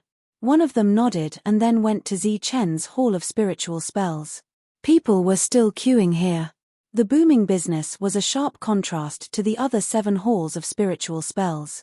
Because he didn't buy anything, he walked in directly. Sure enough, he saw the black stones in a corner. However, the price was no longer 10 martial crystals, but 20 martial crystals. His expression changed slightly. Then he turned and left. When he went back, he told Michael the news. "Impossible. When I came here, I only bought 2 pieces. It cost me 18 martial crystals," the bearded man shouted. "You're stupid," but he's not. Michael glanced at the bearded man. The bearded man said dispiritedly, "Then what should we do?" He actually raised the price. That damned Chen is really cunning. When the price was high, there was no point in collecting more. His appearance was even more meaningless. "It's over. It's all over now." He turned around to leave. His plan to deal with Chen had completely failed.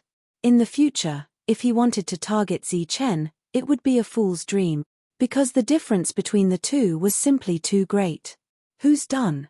Michael suddenly spoke. Big Beard turned around and looked at Michael in confusion.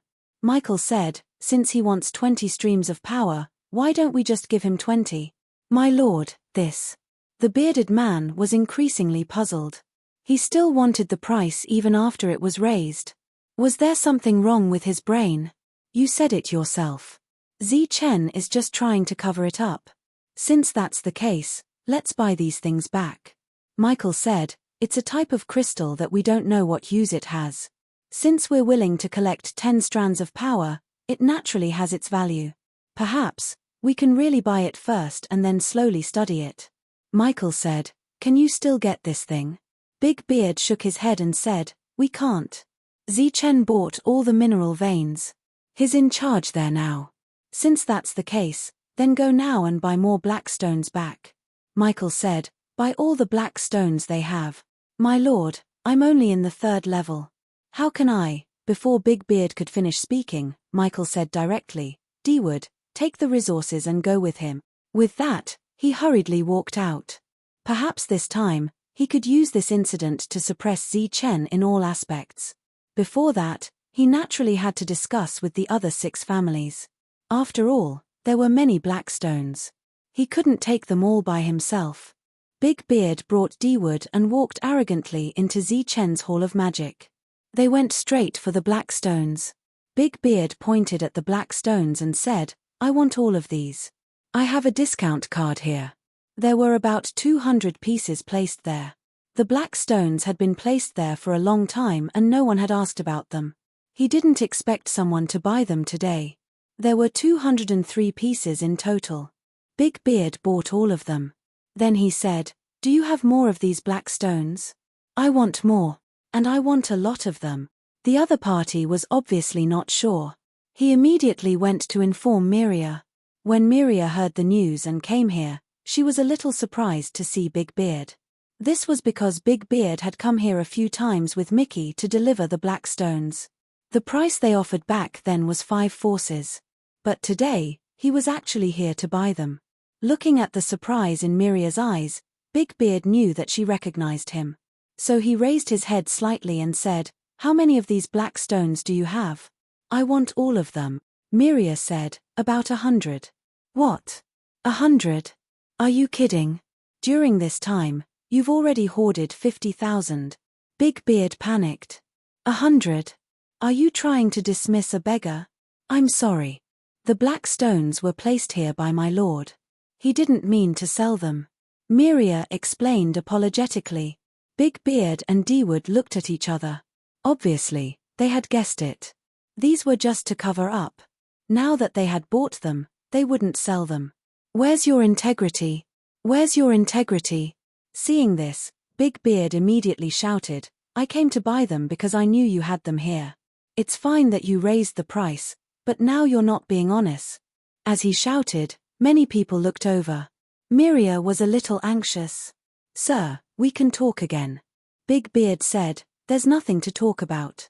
Give me another 1,000. Otherwise." At this moment, Dewood spoke. 10,000. He first looked at the bearded man with some disdain. He really was a guy who had not seen the world. He thought that $1,000 was a big number. He looked at Miria. We want 10,000. This. Wait a moment. I'll go and ask my lord. Miria said. Big Beard waved his hand and said, hurry up and ask. Let me tell you, if there's nothing, don't blame us for making a scene here. Miria went upstairs and saw Chen. My lord, you guessed right. They really came. I said that it was only 100, but they asked for 10,000. And they didn't even bargain. Chen sat there. After hearing this number, he didn't look too surprised. He said, go and tell them that it will be very difficult to get 10,000 at once. The manpower and material resources will be very high, and we can only provide 100 per day. Chen suddenly smiled and said, of course, if they are in a hurry, we can also provide 10,000, but there will be another price. Chen stretched out 5 fingers. 50 strands of strength, 1 piece, and there's no discount. 50 strands of strength, my lord, isn't this too high? What if they are scared away?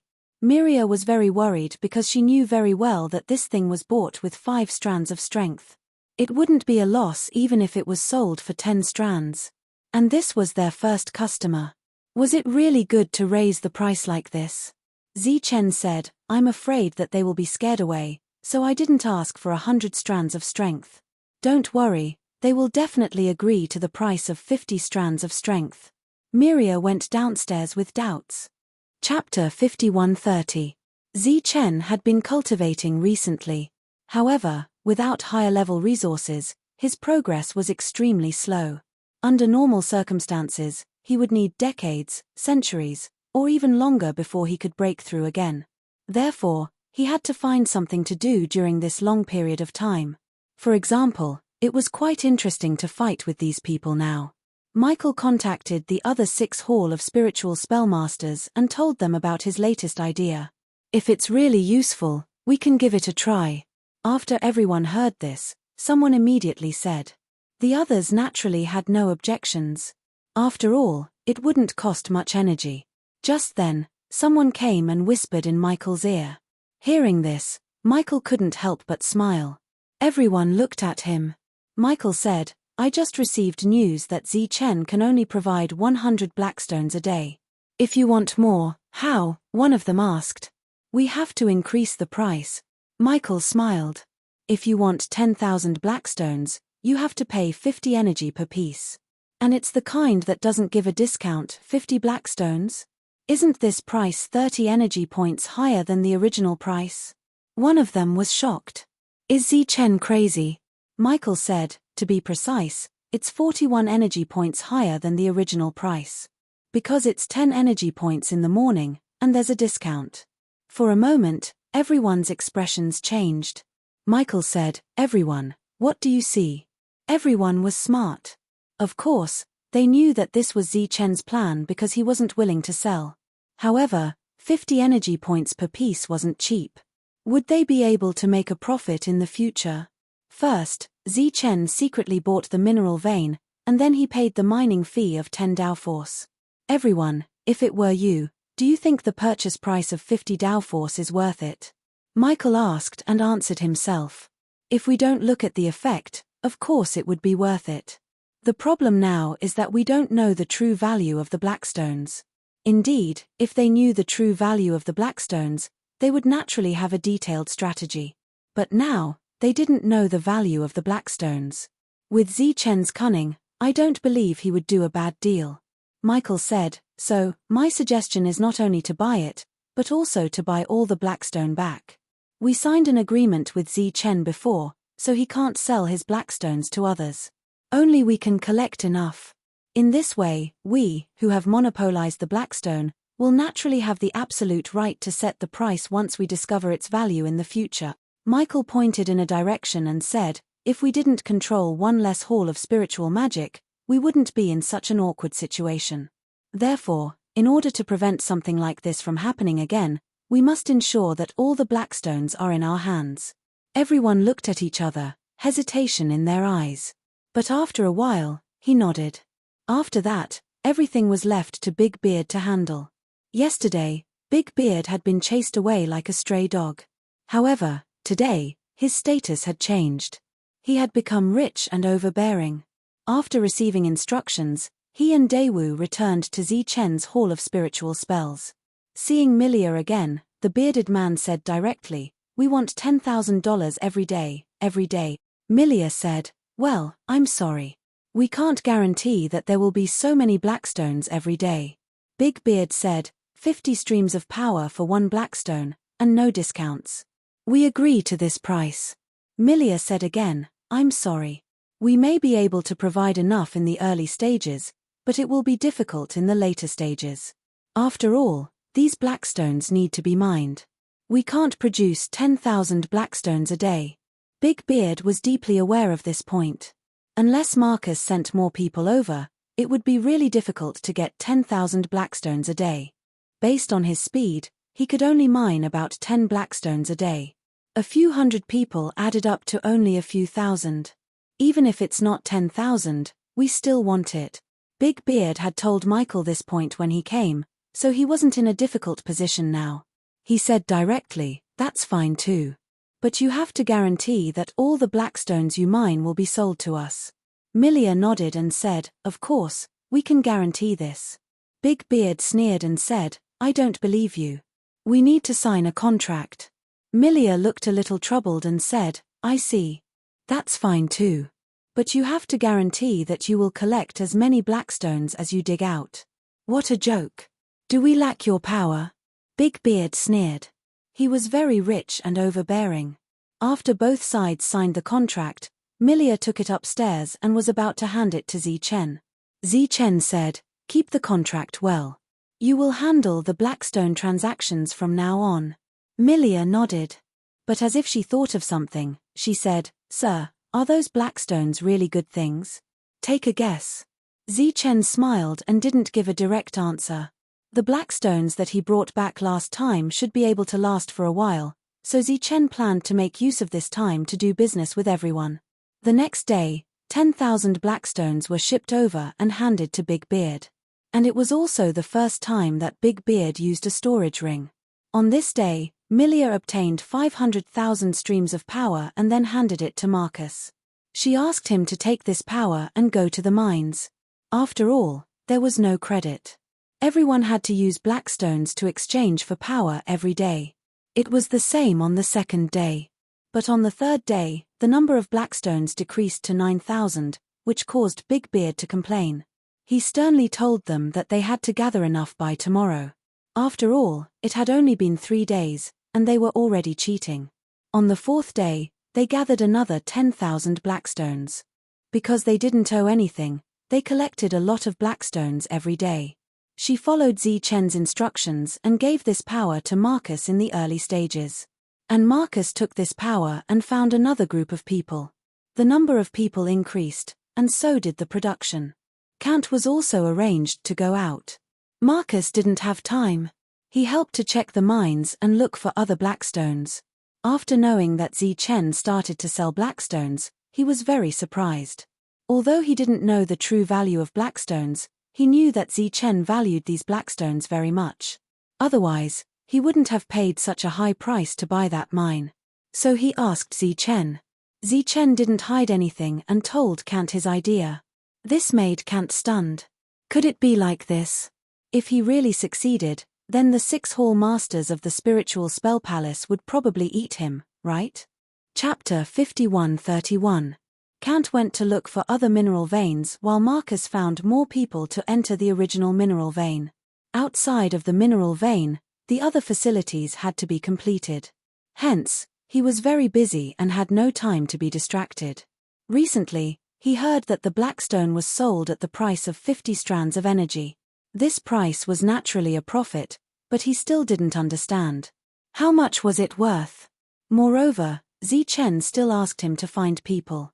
It seemed that he wanted to finish mining this mineral vein in a few days. The energy he obtained from Miria was enough to cover the cost of mining. The recent output was already 10,000 pieces a day, but Zichen still wanted to increase the speed. Big Beard became a regular at the Hall of Spiritual Spells. He came here every day with his head held high. Because he was rich. What? Only 9,300 pieces today? What are you doing? Big Beard's shout attracted the attention of many people. Everyone looked over.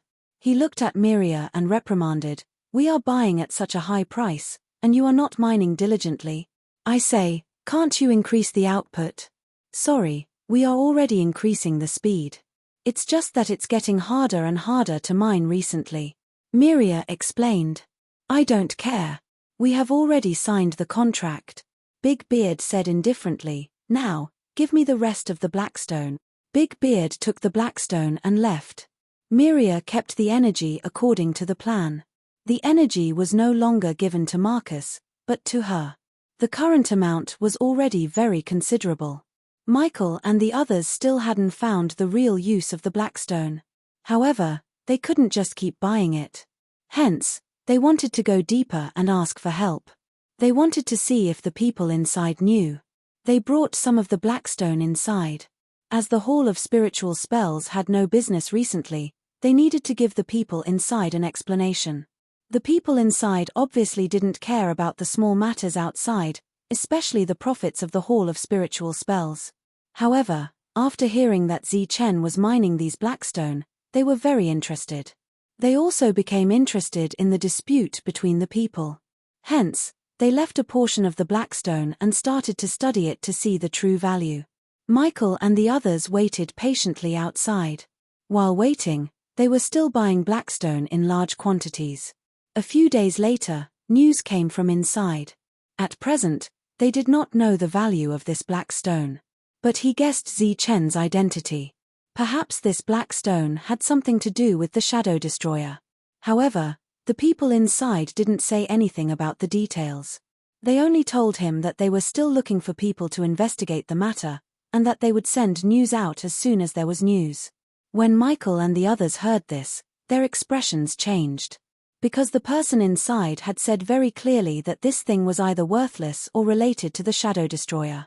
Michael looked at them. "Do you believe that this thing is a waste product?" Everyone was silent. Of course, they didn't want to believe it. Michael said, "Whether you believe it or not, I don't believe it." They all looked at Michael. Zi Chen isn't a fool. He wouldn't buy something useless at a high price. He said confidently, "I firmly believe that this thing must be related to the Shadow Destroyer. Therefore, this step of ours is actually the right one." Michael played with the black stone in his hand and said, "To us, it might really be useless, but to Zi Chen, it's definitely of great use. Therefore, as long as we keep buying, Zi Chen will eventually not be able to take it anymore and come to us to buy it. When that time comes, the price will naturally be set by us." In an attempt to convince everyone, he found Big Beard. It was Big Beard's first time seeing so many Six Realms. He couldn't help but feel nervous. Michael said, "Tell me, how big is that mine? How much blackstone is there in it?" Big Beard thought for a while and said, "I heard before that the blackstone inside can be mined for 100 or 200 years. But during this time, they've been sending more people and increasing production.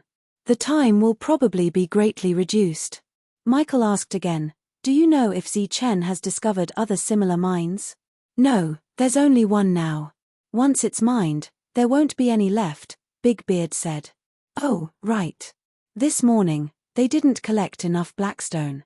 I reprimanded them for not keeping their word." Michael nodded and then looked at the others.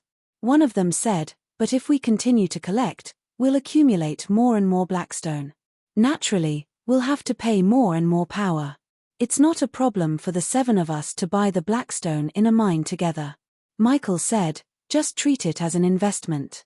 If Zi Chen gives us less than 200 streams of power, we won't sell. This way, the 7 shops' losses will be recouped."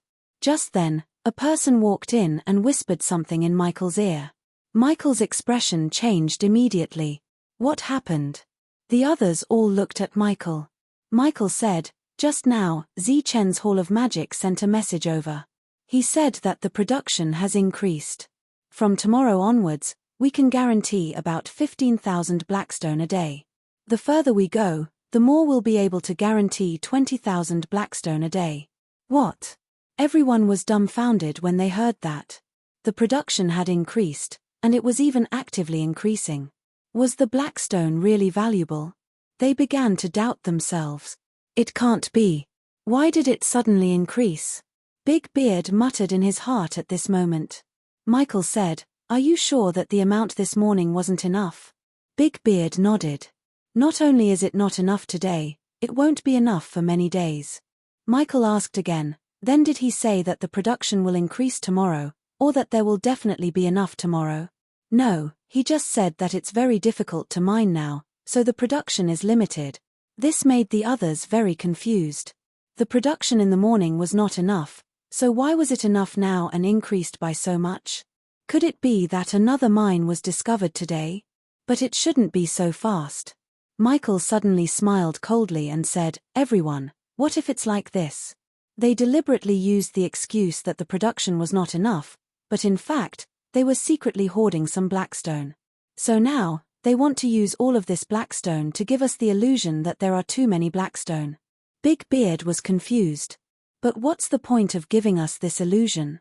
We're going to take it anyway. Have we signed the contract? Michael smiled coldly. Of course, it's to make us back off. I estimate that not only will there be 15,000 blackstone tomorrow, but in less than 3 days, the amount will increase to 20,000 blackstone. He will deliberately put a lot of pressure on us to make us back off. The others nodded. Michael's deduction was very likely to be correct. Immediately, Michael said, "Since Zi Chen has made his move, then we'll take it. From tomorrow onwards, take more power. We'll take as much as they have. Remember, all of it. Whether it's 20,000 or 30,000, we'll take it all." Big Beard accepted the order and left. The next day, the amount increased to 15,000 blackstones. Big Beard bought all of them. On the third day, 18,000 blackstones were all bought. On the fourth day, a total of 20,000 blackstones were bought. When Zi Chen learned of this, he suddenly laughed. "Not bad. Looks like they've taken the bait. Then let's continue." Time passed. In the next few days, more than 20,000 blackstones were provided every day. And the amount was still slowly increasing. A month passed just like that. Zi Chen really made a lot of money by selling blackstones. It was almost time. If he delayed any longer, it would be disadvantageous to him. So Zi Chen made his move again. Kant appeared. He went to find Hobson for a drink. Hobson saw that he was in a good mood and asked him what he had been busy with recently. Kant, who was already a little drunk, said mysteriously, "Old Hua, I've been rich recently. Zi Chen's side gave me a huge reward. Thanks to you, I'm here to treat you to a drink." "What is it?" Hobson asked curiously. Chapter 51-32. Hearing Kant's words, Hobson's eyes suddenly widened in shock. Seeing the change in Hobson's expression, Kant knew that he had misspoken. He immediately smiled and said, "I'm just joking." "What's with your expression?" Hobson said, "That's quite a joke you're making. Everyone's saying that you got something good and sold it for a high price." Kant looked at Hobson carefully and found that his expression didn't change. He nodded and said, "That's right. Lord Zi Chen found it. Of course it's something good." Hobson also nodded and asked, "Why are you looking for me today?" Kant said, "I've been free recently. Lord Zi Chen gave me some salary, so I wanted to find someone to drink with. You know that my friends haven't been very friendly to me recently." Hobson had heard about this and knew the reason. Naturally, it was because of Zi Chen. He said, "Maybe there's some misunderstanding between you two. It'll be fine if you resolve it." Kant sighed and said, "It's really a misunderstanding. They don't know Zi Chen well. Not to mention Lord Zi Chen's fighting ability, just in terms of business, Lord Zi Chen's brain is almost invincible. Hey, you know, those lousy. Ha ha." Kant, who was a little carried away, coughed lightly and sighed. "You don't know, but Lord Zi Chen has been very worried recently. He found the black stone by accident, and it's extremely valuable. He wanted to lower the price, so he put it in the Hall of Spiritual Spells. He didn't expect that someone else would also find its value and want to buy it. He had no choice but to raise the price, hoping that the other party would back off. He didn't expect that even if the price was doubled, that person would still want it. So now it's a little troublesome. Kant continued, you don't know how worried Lord Zichen has been recently.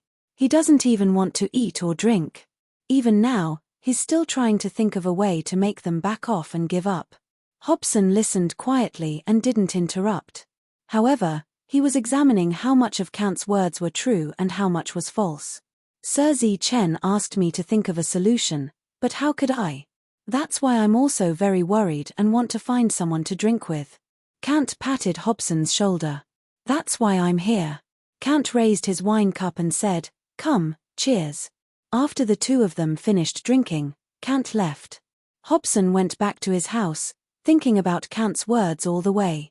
Not long after, Michael arrived. Compared to Kangda, Michael, the hall master, had known Hobson for a longer time.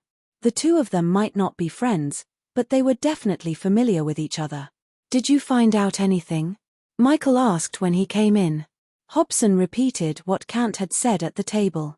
The gist of it was pretty much the same, and he didn't add anything to it. I knew that the value of that black stone would be extraordinary, Michael said excitedly. We're rich this time. In fact, he had looked for Hobson a few times, hoping that he could help him find out some information about the black stone through Kant. After all, they had bought a lot of black stones over the years, and the amount of money they had to pay was astronomical. Even if the 7 halls of spiritual magic worked together, they still couldn't afford it. Looking at the excited Michael, Hobson's eyes were filled with pity. He wasn't sure at first, but now he was sure that they had been fooled by Zichen. What's wrong? Is there a problem? Michael noticed that Hobson's expression had changed. Hobson didn't say anything, and he didn't respond. Michael knew what was going on. He immediately took out some resources and handed them to Hobson. Is there a problem? He asked. Hobson frowned slightly, but he still didn't say anything. Michael's expression changed, and his excitement disappeared. He took out a second set of resources. Hobson still didn't say anything. Michael had a bad feeling. This time, he gritted his teeth and took out 3 more sets of resources. 5 sets of resources were placed in front of him. This wasn't a small price to pay. He hoped that Hobson could give him more valuable information. What he told you just now was what he told me after he woke up. Today, I was drinking with Kant. When we were drinking to our heart's content, he told me that he had become rich recently, and that Zichen had given him a lot of rewards.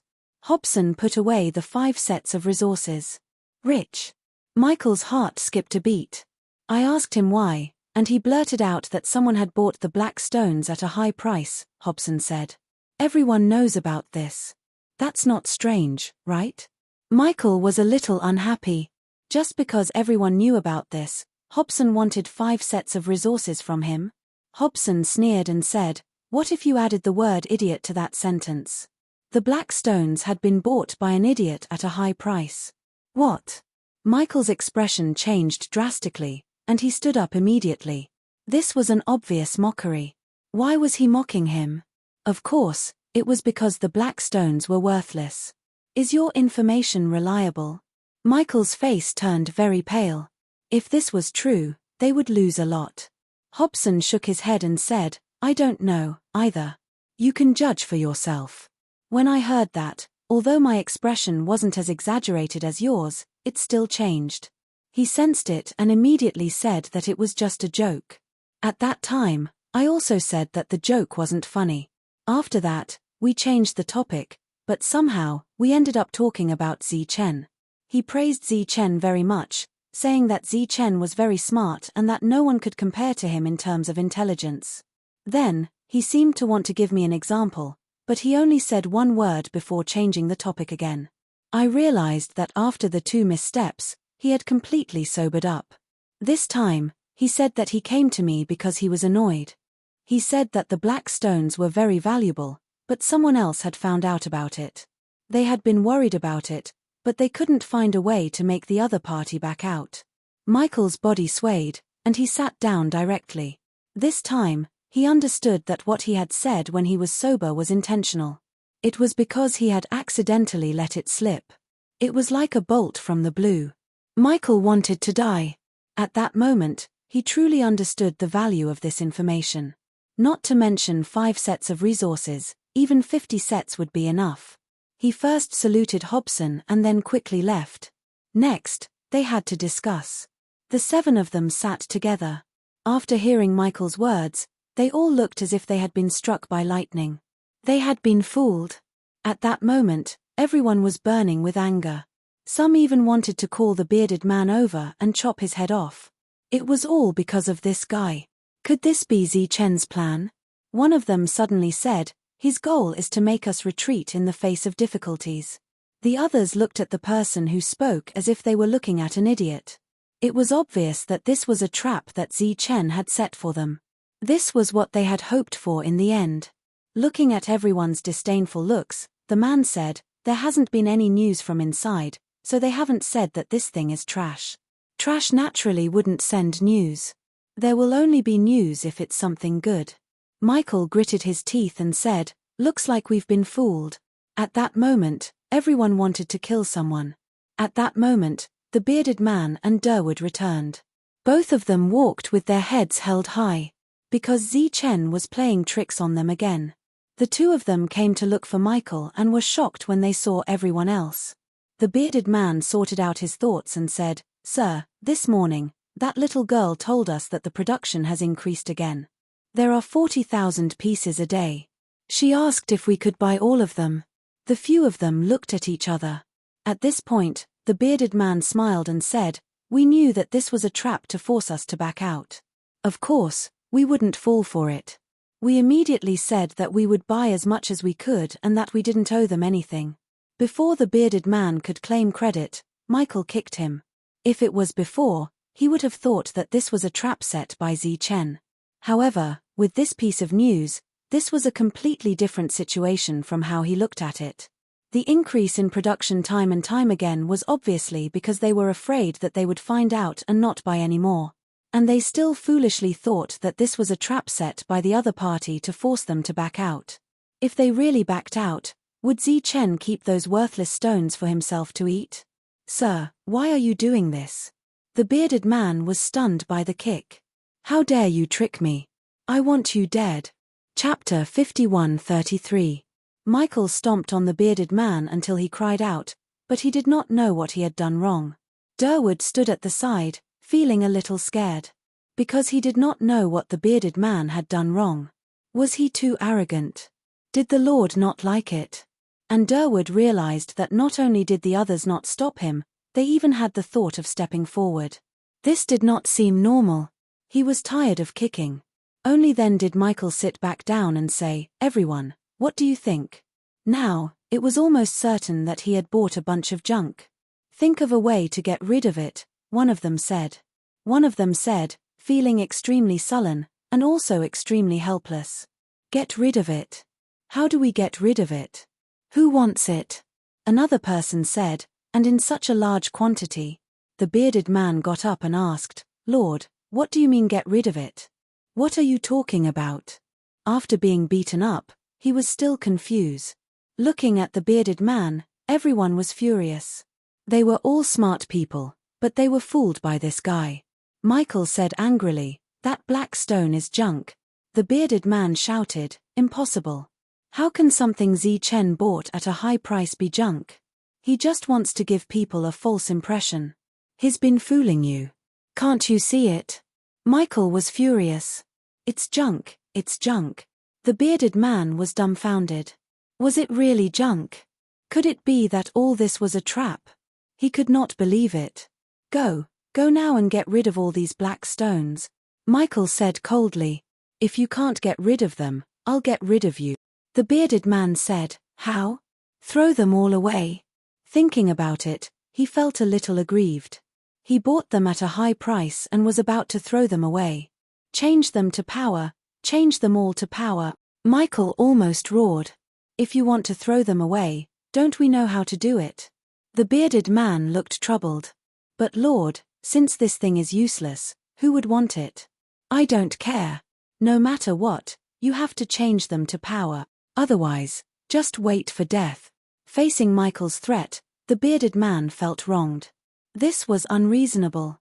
However, looking at their expressions of wanting to eat him alive, it was obvious that they were being reasonable. After all, the losses were too great. Looking at everyone's murderous eyes, the bearded man, who didn't want to die, said, "With such a large amount, I can only sell it to Zichen." Michael wanted to kick him to death. "Are you an idiot? Do you think he would want it when he knows it's trash? Don't you know how to find someone else to lie to?" Big Beard said helplessly, "My lord, other than Zichen, who else in the city can eat so many black stones? Do you think Zichen is stupid? Would he want the junk that he sold himself?" Michael was furious. If not for his rationality reminding him, he would have killed someone. He was already buying these black stones, so why don't we just sell them to him? It's just that we don't have the original price. In the end, Big Beard actually lost his confidence. Zichen wasn't stupid. He definitely wouldn't accept it. At this moment, one of them said, "Maybe it's possible." The others all looked at the person who spoke. The other party continued, "Zichen's Hall of Spiritual Spells is a shop that does business. Now that he has blackstones in his shop, what reason does he have to not accept our blackstones?" There was a murderous look in the other party's eyes. "Unless he already knew it was fake and deliberately lied to us. That's why he wouldn't accept it. If that's the case, we have a reason to destroy his shop." "Who asked him to sell fake goods?" Everyone's eyes lit up when they heard that. This method was indeed feasible. They had been in despair before, but now there was a glimmer of hope. At this moment, Big Beard thought of something. But what if Zichen is only willing to accept 5 strands of power? Or 10 strands of power? One had to know that the price of this item was a full 50 strands of power. As soon as these words were spoken, everyone's expression turned ugly again. But now that things had come to this, they couldn't treat these trash as treasures, right? Even though he had lost 40 strands of energy, it was still better than nothing.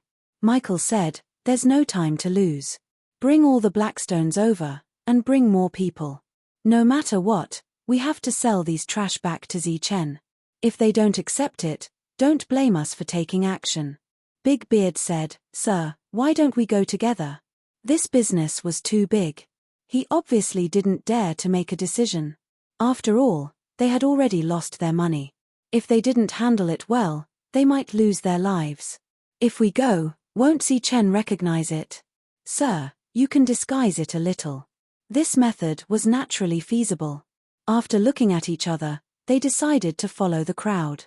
After all, this way, they could deal with some unexpected situations. So, Durwood immediately found a few dozen people to bring all the blackstones. Michael and the other 6 blended into the crowd and didn't seem that conspicuous. When they arrived outside Zichen's Hall of Spiritual Spells and saw so many people in line, their expressions turned even worse. "Get out, all of you get out." Big Beard and the others went forward and chased the people in the line to the side. They swaggered in. "Where's Milia? Ask that girl to come out." The leader was still Big Beard. Only he could do this kind of thing. Milia quickly arrived. When she saw Big Beard, she immediately said, "Sorry, those blackstones can only come tomorrow. If you really can't wait, I can urge them again." Hearing this, if they still didn't understand, they would be fools. Those blackstones were indeed useless. They all wanted to tear this girl apart. "Take a look at this. Do you want it?" Big Beard took out a blackstone and handed it to Milia. When Milia saw the blackstone, her expression suddenly changed. She looked at Big Beard and then at the people behind him. "What are you looking at? Do you want it or not?" Big Beard asked. Milia was stunned. She didn't know how to answer. Someone from the side wanted to come over, but the others immediately blocked him and surrounded Miria. "Say, do you want it or not?" Big Beard was aggressive. Milia had never seen such a scene before. She was almost scared to tears. She stuttered and said, "I don't know." "Why don't you wait? Tomorrow, Lord Zichen will come back. I will help you ask." Michael's eyes flashed. He didn't care if his identity would be exposed. He asked directly, "Zichen is not here?" "Lord is not here. He went to the mine to supervise." Michael was furious when he heard that. It was obvious that Zi Chen had gone to urge them to speed up the progress. Fortunately, they came. Otherwise, it would be another 40,000 pieces of broken blackstones tomorrow. However, since Zi Chen was not here, and looking at this stupid girl, things seemed to be easy to handle. He walked forward, held the blackstone, and said, "You're the one who sold this. A total of 50 streams of power. Have you forgotten? Tell me now, do you want it or not? If you do, everything is negotiable. If you don't, then don't blame us for tearing down your shop and making it impossible for you to continue operating." Michael said coldly, "Because you're selling something that you don't want. This is against the rules." Milia was almost scared to tears. She was at a loss. "Say, do you want it or not?" Michael stared at Milia coldly. He was still aggressive. Yes, we'll take it." Milia quickly nodded. Michael asked again, "How?" Milia said again, 5 streams of power, we'll take it." Big Beard was furious when he heard that. "Do you think we're stupid? The price you're charging at the mine is 10 streams of power. How dare you scheme against us now? Do you want to die? No, we'll also take 10 streams of power." Chapter 51:34. Miria sounded like she was about to cry. She had never seen such a scene before. Everyone's eyes were wide open, and they looked like they were about to eat someone. Her companions were blocked outside and couldn't come over at all. Now, she only hoped that they wouldn't agree. Of course, it would be best if they could delay until the Lord came back. She looked at them with a pleading look in her eyes. She prayed that they wouldn't agree to buy her some time. Looking at Miria's terrified and pleading eyes, Michael knew what was going on. This time, the heavens were still on their side. Or rather, even the heavens couldn't stand Zi Chen scheming against them. If Zi Chen was here today, he probably wouldn't want a single strand of power. Even if he did, the price would probably be reduced to the lowest, such as $100 per strand of power. Now, Zi Chen wasn't here and had gone to the mine. They could naturally guess that Zi Chen must be urging them to speed up the mining. After all, trash could become treasures in his hands. But today, they had come back to kill him. Zi Chen would never have thought that they would come to their senses today. In this way, Michael was even more glad that he had given them the 5 portions of resources and indirectly helped them save a lot of losses. Okay, 10 strands of power it is. Let's settle it now. We'll give you the things. We want power. Michael nodded in agreement. Miria almost fainted when she heard that. Her body was on the verge of collapsing. Don't think about fainting. With so many of us here, it'll be hard for you to faint. And don't try to stall for time. We'll keep an eye on you. We'll even help you. Michael warned coldly and then looked at Big Beard. Big Beard understood and immediately took out a bunch of rings. Inside were the black stones that they had collected during this period. They didn't know what they were used for, so they didn't touch them. You should have records of these. We haven't touched them since we bought them. Hurry up and give us the power. Big Beard directly stuffed these rings into the hands of the helpless Miria. Then he said almost shamelessly, "Okay, you've taken the things. Now it's time to give us the power. Otherwise, we'll tear down your shop." The others were also aggressive. Around them, there were people who wanted to come over to check out the situation, but they were unable to do so. Kant wasn't in the shop either.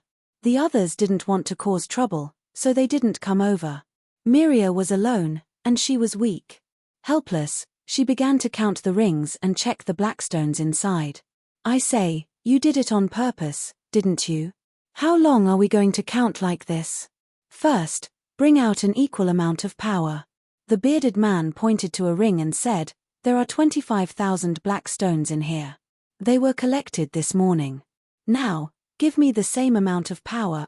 Speaking of which, when he bought it in the morning, it was 5 times the original price. Now that he had changed hands, he had lost so much. But now, that was the only way. Fortunately, Zi Chen was not here. Otherwise, the power given to him would be even less. After all, Zi Chen was not as easy to bully as this girl. Faced with everyone's pressure, Miria could only bring out batch after batch of power. The power that she had exchanged back then, except for the early ones that were given to Marcus for him to use. The rest were with her. Zichen did not ask for them back. Therefore, the current Miria had enough to pay. Michael was a little puzzled. How could a little girl have so much power on her? But the bearded man explained that everything before was handled by her, and all the power was given to her. When Michael and the others heard this, they felt even more fortunate. The heavens were really opening their eyes. Luck was on their side this time. No one knew if she was scared silly, but in the end, Miria no longer counted. She would give as much as others said. But the total amount added up was not much different from what was sold back then. Miria knew this in her heart. After all, almost all the previous sales had gone through her hands. Finally, all the rings were accounted for. Everyone got all the power that they deserved. In fact, they even asked for more than 100 strands of power. Because they took hundreds of black stones to the depths and let the people inside check them. Then, the black stones were left inside. Of course, they would not explicitly tell them this. I'll leave the rings with you first. When you're done counting, you can give them to us. Or, we'll come back tomorrow to get them. After saying that, everyone left smugly. Seeing everyone swagger away, Miria also heaved a sigh of relief. Lord Zichen was really not around, but before he left, he said that if something unexpected happened, she could handle it herself. One of the points was that if they went back on their word and questioned her with the black stones, she could take back those black stones again, but it definitely could not exceed 10 strands of power. So half of the fear from before was real. After all, so many people surrounded her, and all of them looked fierce. And the other half was a very realistic act. It seemed that women had a natural advantage in acting. In this way, all the black stones were returned, and each one was equivalent to earning an additional 40 strands of power. Miria wondered if they would be pissed to death if they came to buy them back one day. On the way back, Michael and the others also heaved a sigh of relief. This kind of junk was finally sold. They all felt that it was unreal. Losing money was naturally heart-wrenching, but now that they had lost a little, they felt more at ease. Damn Zichen, we definitely won't let you go. Michael gritted his teeth. This time, they had been completely played by Zichen. If they had not reacted quickly today and turned the tables, their losses would have been even greater. When he thought about how they would have 40,000 black stones tomorrow at a high price, he could only rejoice in his heart. Then they looked at the bearded man, considering whether or not to let him live. After all, their losses this time were too great. Even if they killed him 100 times, it would not be enough to vent their hatred. Don't worry, Lord. I'll get the rings back tomorrow morning, and I'll humiliate them again. The bearded man seemed to sense that something was wrong and hurriedly said this. Michael waved his hand, too lazy to pay attention to him. A mere third strength realm cultivator. He could kill him whenever he wanted. For now, he would keep him alive. Early the next morning, the bearded man came to ask for the rings. During this time, he did not forget to point at Miria and deliberately humiliate her. Miria did not refute and returned all the rings. She had already emptied out those black stones. Also on the same day, Michael and the others received news from the depths. The use of the black stones had been found. They indeed contained a special kind of power. Chapter 51:35. The black stone contains the power of shadow destruction. It's useful to us. Bring it all over. This news came from the depths of the forest early in the morning. Michael and the others were all dumbfounded when they heard the news. They felt as if they had been struck by lightning. Their heads were buzzing and could explode at any time. Was the black stone really a good thing? Everyone had the urge to die. They were still feeling smug early in the morning. Although the loss was not small, they had tricked Zichen. The black stone did not fall into their hands in the end. Moreover, they did not continue to be tricked. They had come to their senses in time. They would let Zichen slowly dig. But now, the news came that the black stone was really a good thing. Why didn't you say so earlier? Michael roared in anger. His eyes were full of indignation. Why did it turn out like this? Wouldn't it have been solved if he had come a day earlier? Now, the few of them completely understood and came to their senses. They had been tricked by Zichen. Hobson's news was intentional. Or rather, Kant had purposely exposed a flaw in order to bait them into spitting out the black stone. Zichen's ultimate goal was to take away all the black stones. Because this thing was truly a good thing. The remorse in their hearts was indescribable. If they had known this would happen, they would have persevered for a day, even if it was just a day. It was at this point that Bigbeard and Durwood returned. Looking at the lords, Bigbeard said, "My lords, I got the ring back. I even tore up the contract and humiliated the little girl. My lords, you didn't see her expression. It was truly marvelous." Michael narrowed his eyes. This time, he really wanted to kill. The others were the same. Bigbeard was stunned. What was going on? He just wanted to ask for a ring. Why was everyone looking at him like that? Although it's useless, let's keep it first in case it's useful. One of them stood up. This sentence pulled Bigbeard back from the gates of hell. Bigbeard was very grateful, but he was still confused. Why did they want to kill him? Let's go. Michael and the others also stood up and walked outside. Lord, where are you going? Durwood asked from behind. Go and buy more black stones. Michael sighed. It was just one day, just one day. Not only would he be able to cover all his losses, he would also be able to make a fortune. Unfortunately, they couldn't hold on for even a day. The bearded man reacted quickly and exclaimed, "That black stone is good stuff. I told you it was good stuff, real good stuff." His shout immediately attracted many cold gazes. He was so scared that he quickly shut his mouth. Now, everything was clear. These idiots had been tricked by Zichen, thinking that the blackstone was trash. Now, after buying it back at a high price, it was cheated by Zichen at a low price. But now that he knew the value of the blackstone, could he still buy it back? Even if he bought it back, it would cost him 90 strands of energy. The bearded man also followed. The group of people walked towards the Hall of Magic where Zichen was. When they arrived at the entrance, they saw the people lining up. Then, they thought about the shops that had been abandoned by their side for a long time. They became even angrier and directly drove the people in the line away. Then, he went straight to where Blackstone was. But when they saw the price next to the Blackstone, they almost fainted. 1,000 strands of energy for one piece. This price was 20 times higher than yesterday's price. Milia had just changed the price and was about to leave when she saw a group of people walk in. "Give us back our Blackstone." Michael stared at Milia and said coldly, "You want to buy Blackstone?" Milia looked at them and said, 1,000 strands of energy for one piece. This price was set by Zichen. Milia didn't understand. No one wanted to buy 50 strands of energy. Why would anyone want to buy it at this price? But she could only do as she was told. "We're not buying. We're taking back the Blackstone that belongs to us. Give me back the Blackstone that I gave you yesterday. I'll return the energy to you." Michael took out the energy from yesterday. Just thinking about it made him sullen. "Sorry, the Blackstone now is 1,000 strands of energy for one piece. If you want, you can buy it at this price." Milia smiled apologetically at them and said, "If you want a lot, I can help you find Lord Zichen and see if he can give you a discount. Everything else is fine, but there's no discount for this Blackstone." Just then, a voice rang out. It was Zichen.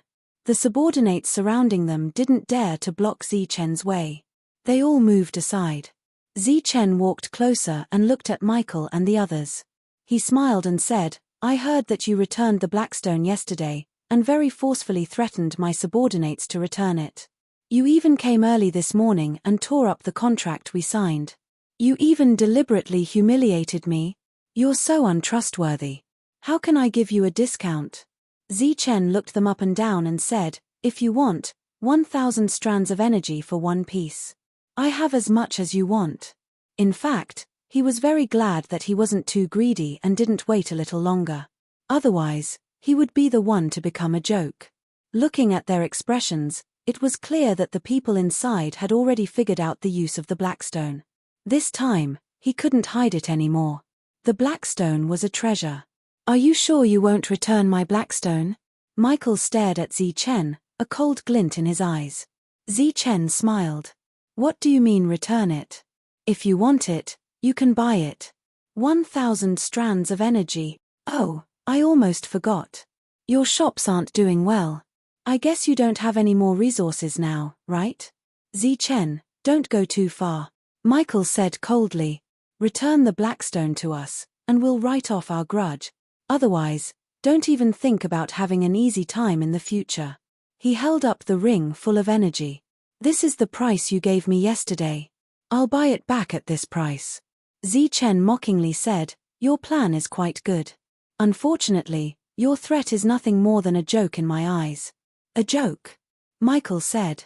You have to understand that we're working for the people inside. Right now, they're asking for the Blackstone.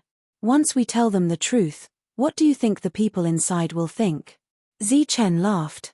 They'll think you're a bunch of trash. Zichen didn't care about their threats at all.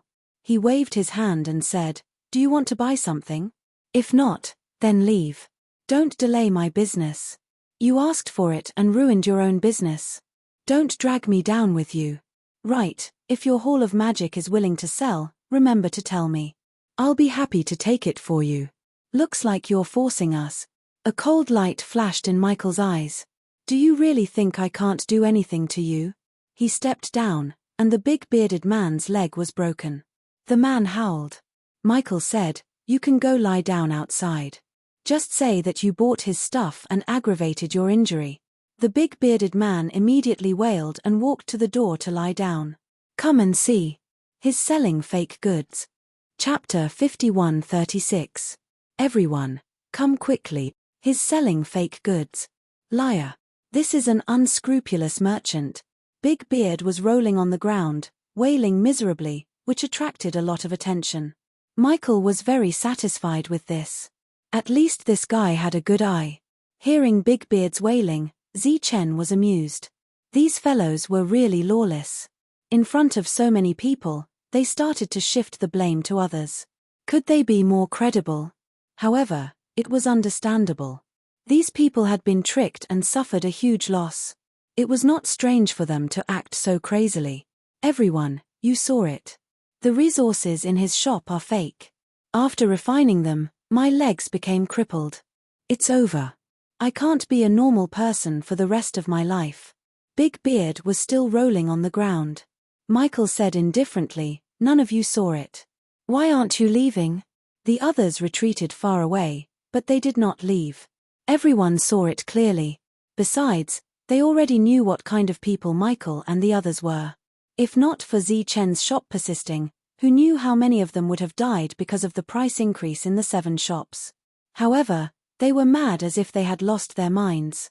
No one dared to say anything. They could only wait and see. If Zichen could not handle this matter well, they could come back tomorrow. Even if they had to wait a few days, they could not close the shop. This hall of spiritual magic had become their only support. The smile on Zichen's face disappeared. You lost out on the Blackstone. That's because you have bad eyesight. You can't blame anyone else. But now, you're pestering me endlessly and hindering my business. That's not fair. So what if I'm not fair? Michael stared at Zichen. He had already lost his mind. I'm telling you, if you don't hand over the Blackstone, we won't let you do business in the future. This is just child's play. I have many moves to deal with you. Then, he turned around and pointed at the others. And all of you, don't even think about coming here to buy anything. Wait for your death. Everyone was furious, but no one dared to say anything. So powerful. Then let's try. Zichen walked forward. He arrived in front of Big Beard. If Zichen had not spoken up, Marcus would have killed this guy. Now, it seemed that sparing his life back then was the right choice. The other party had indirectly helped him earn a huge sum of money. It was a huge sum.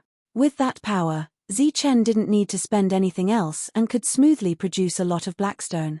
It was equivalent to Michael and the others paying to help dig out the Blackstones, and they didn't ask for a single piece. When the bearded man saw Zichen walking towards him, he wailed even louder. Scream as much as you want. I won't kill you. Zichen smiled faintly and then directly attacked, easily cutting off Big Beard's 4 limbs. Pu. Pu. Pu. Pu. The intense pain caused the bearded man to be unable to catch his breath. Even his howling stopped. Following that, Zichen kicked out and sent Big Beard flying into the distance. Big Beard's body landed heavily on the ground. He continued to wail, but this time, there was a strong sense of fear in his voice. Zichen, how dare you kill someone here? Michael pointed at Zichen. In your eyes, do you still have? Before he could finish speaking, his raised arm suddenly separated from his body. Pu. Because he was in the 6 powers state and had a real body, when his arm fell off, blood immediately spurted out. Michael screamed in shock. Swoosh. The slaughter spirit began to circle around Michael and attacked, drawing rays of light one after another. After 3 rounds, Michael fell to the ground. He was already a human stick. All 4 of his limbs were cut off, and he stood there straight. The intense pain caused Michael to scream. You broke the rules. Do you want to die? The others looked at Zichen in shock. They didn't expect him to be so bold to attack here. What are you all waiting for? Hurry up and kill him. Michael roared angrily. Zichen broke the rules first. Even if they killed him now, it would be justified as self-defense. As soon as he said that, many people rushed out. But what awaited them was almost the same. Zichen stood there without moving. The spirit of massacre was enough to settle all the battles. In the blink of an eye, the few people who rushed out were all human sticks, no different from Michael. As for the others who followed, they hid in the Hall of Spiritual Spells and didn't dare to come out again. It was obvious that they were aware that they were no match for Zichen, and that they would only be courting death if they came out. Wails rang out, attracting even more people. Zichen glanced at the crowd and said, I said, if you scream again, you will die. With just one sentence, all the howls came to an abrupt end. Including Michael, no one was screaming anymore. He came to his senses, and his whole person was awake. All this time, they didn't go against Zichen because of their strength. Because even a 6-realm spellbreaker would die instantly if he came here, let alone them. After waking up, he was a little scared. Luckily, Zichen didn't kill anyone. Otherwise, they would have died for nothing. Seeing that the crowd stopped wailing, Zichen said, take these guys away. If there is a next time, don't blame me for being merciless. As soon as he said that, the people inside immediately ran out and took the crowd away as fast as they could. Soon, the place returned to normal. Zichen walked upstairs. This was just a small interlude. The trouble now was that the secret of the black stone had been exposed. It was almost impossible to get such a cheap mine. Moreover, Zichen was more worried about whether the people inside would have designs on his black stone. After all, the black stone was very useful to the shadow destroyers. The other shadow destroyers were still waiting for him to bring it back to save their lives. The 7 halls of spiritual spells led by Michael had suffered a great loss. Naturally, this matter couldn't be left unsettled. Moreover, they had been turned into human sticks in front of everyone this time. It was an even bigger loss of face. All kinds of hatred added up, and they were about to go crazy. On the way back, everyone kept cursing and swearing. But after cursing, they still had to calm down and think about how to deal with Zichen. Their injuries hadn't healed yet, so they gathered together again. Michael said as he healed, everyone, think of a way. We must vent our anger. Beside him, someone said, you tried today. It's almost impossible to kill Zichen with brute force. If we continue to provoke him, only death awaits. Unless. Everyone looked at the person who spoke. A cold look flashed in his eyes. Unless we can contact the people inside.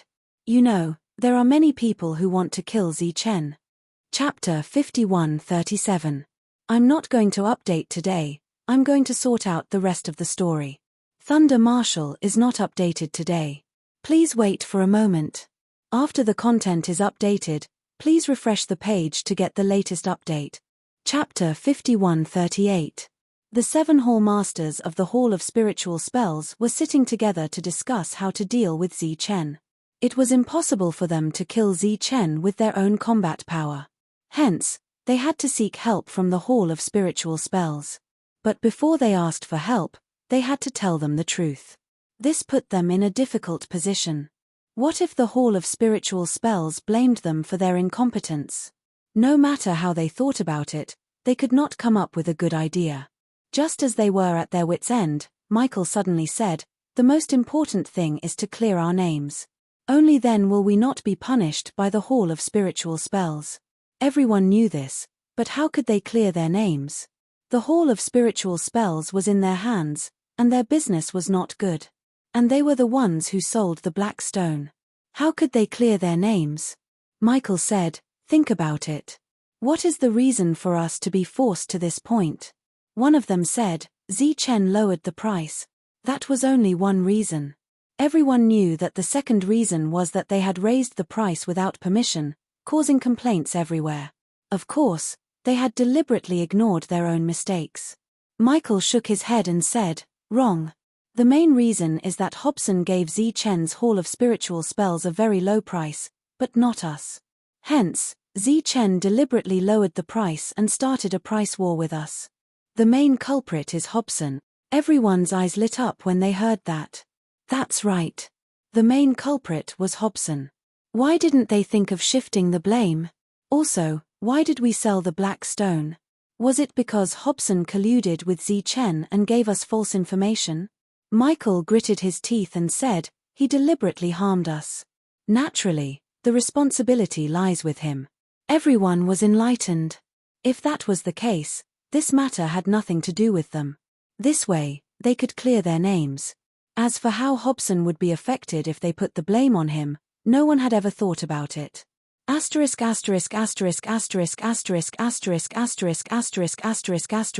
Chen knew that those guys would not let this matter go. As for what they would do, Chen was not sure. But he was sure that it had something to do with the Hall of Spiritual Spells. Ni, who had originally recruited him, had never appeared again after giving him this identity. Now that the power of the black stone had leaked out, how would the people inside react? Chen did not know, but he firmly believed that the people inside would definitely intervene in this matter. Therefore, he wasn't in a hurry to send the second wave of black stones to the last living space of the Shadow Destroyer clan. On the same day, Michael sent the news inside. There had always been two voices regarding Chen, the Shadow Destroyer. One was that he should be killed in order to prevent future trouble. They were considered radicals. The other side was relatively more peaceful. They said that since they had already broken through, they would wait and see. After all, they had also encountered a bottleneck. Although the news had been sent to the radical faction, the pacifist faction still had a say in the matter of Chen. No one was interested in knowing whether the news was true or false because it was meaningless. What they cared about was the black stones that contained the power to kill flies, as well as Chen's identity. Thus, the two factions sat together to discuss this matter. Among them was Junie, the representative of the moderate faction. "What do you think of the black stone?" Ni asked. "What do we think?" One of the radicals said, "Do we need to think about this kind of thing? Of course, we'll go outside and bring back all the black stones. According to the records, Chen has already bought those mines," Ni said. "These black stones belong to him. I'm afraid it's not appropriate for us to go out and take them back directly. He's just a shadow destroyer living an ignoble existence. What right does he have to negotiate with us? It's his good fortune that we're interested in the black stones," the radical said. "If he dares to say no, just kill him," the radical said. "The shadow destroyers are all dead. He's just a fish that escaped the net. We're already being very kind to him by letting him live. As a dog, he should have the awareness of being a dog." The other radicals nodded their heads in agreement. They had always thought that Chen was still alive because of their benevolence. The moderate faction frowned, thinking that this method was inappropriate. No matter what, Pofa City is a place of reason. If we rob without distinguishing right from wrong, it won't be good for our reputation, Ni said. Ni said, "After all, we are not the only ones here." The radical faction said, "Then let's first investigate who sold the mines privately. Without our permission, it's invalid." Ni did not speak, still frowning. Ni, you must know what the higher-ups want. They want us to bring back the black stones. Why do you keep stopping us? The radical faction stared coldly at Du-ni. Oliver, you don't have to threaten me, Du-ni said. I'm telling the truth. If we break the rules and make a big deal out of it, it won't be easy for everyone. As long as everything is within the rules, you can do whatever you want. You should have said so earlier. Oliver smiled coldly. Now, I'll show you how we can get the Blackstones within the rules and make Zi-Chen understand that he's a dog at the same time. On the same day, Oliver went out alone. First, he went to Pofa Hall to look for Nan Can. Nan Can was the one who sold the mines to Zi-Chen. After Oliver investigated, he found that there were no violations. Many people had seen the mines, and they had long declared them to be trash. As for the Blackstones, some people knew about them, but they also said they were trash. Moreover, this kind of sale of useless mines had happened many times. It could be said that over the years, only he, Nan Can, had sold the mineral veins that were truly trash. The others had sold them with value. No matter how unreasonable Oliver was, it was impossible for him to find any problems or troubles here. It was written in black and white, and he could not take it back. Therefore, he went to Pofa Hall to investigate Hobson, but he still did not find any problems. Hobson gave him the price because he had the right to. However, Oliver did not stay idle. He removed Hobson from his position, which was also his right. After that, he appointed a new person. It was the 7-strength realm person who had plotted against Zi-Chen but failed. His previous position was slightly lower than Hobson's. The first thing he did after taking over was to restore the price to the original price. This way, Zi-Chen's profit would be reduced by a lot because of the 10% discount. Under the lead of Michael and the others, Oliver went to look for Zi-Chen. Outside Spiritual Spell Hall number 4, Oliver looked at the people in line and sneered. As long as he raised the price, the business here would naturally decline. What are you looking at? Hurry up and scram. Michael shouted at the people in line. Zi-Chen, hurry up and get down here. Lord Oliver is here to inspect. Oliver stood there with an arrogant expression. He pointed at the ground in front of him and said, "Later, let him kneel here." Chapter 51:39. The people in the queue retreated far away. Oliver sat outside the Hall of Spiritual Spells with his legs crossed, waiting for Zi-Chen to come and kneel down. Michael and the others stood around with arrogant expressions on their faces. The people who were originally in the Hall of Spiritual Spells all ran out. It was obvious that these people were here to cause trouble. Zi-Chen, get out here. Otherwise, I'll make sure your shop can't continue operating. Seeing that Zi-Chen still hadn't appeared, Michael shouted again, and the others followed suit. Milia hurried upstairs to inform Zi-Chen of the situation. When Zi-Chen heard this, he walked downstairs with a displeased expression on his face. When he walked down the stairs and saw that the hall was empty, Zi-Chen's expression turned even uglier. He walked out of the hall and saw Michael and the others. And after everyone saw Zi-Chen, their faces immediately had a smug look. Michael pointed at Zi-Chen and said, "The Lord is here. Hurry up and kneel down." Zi-Chen walked forward and punched Michael's head. Bang! Michael was sent flying. Such a scene had exceeded everyone's expectations. It was to the extent that everyone was stunned. "Zi-Chen, how dare you?" Oliver shouted at Zi-Chen, but he didn't get up. He just sat there. "How dare you attack in front of the Lord? Do you want to die?" After Michael steadied himself, he also shouted at Zi-Chen. Zi-Chen didn't continue attacking. He looked at the crowd coldly and said, "I don't care where you came from. But if you make things difficult for my customers, you're courting death." Zi-Chen narrowed his eyes, and his killing intent surged. "My Hall of Spiritual Spells is a legal business. The people who come here to exchange for resources are also following the rules. What right do you have to chase them away?" Zi-Chen's words warmed the hearts of the people who had retreated. These people came from other halls of spiritual spells, but they obviously didn't treat them as humans. They came and went as they pleased. "Now, I'll count to 3. Whoever dares to stay here will die." Zi-Chen's killing intent surged. It seemed that he was really angry. 1. With just one word, the others immediately retreated. Only Oliver was left, still sitting there. Although he wasn't scared off, the retreat of the others made Oliver feel like he had lost face. His expression was very ugly. Chen, how dare you? Do you still have me in your eyes? Oliver rebuked. Chen then looked at Oliver. What are you? Do I know you? Impudent.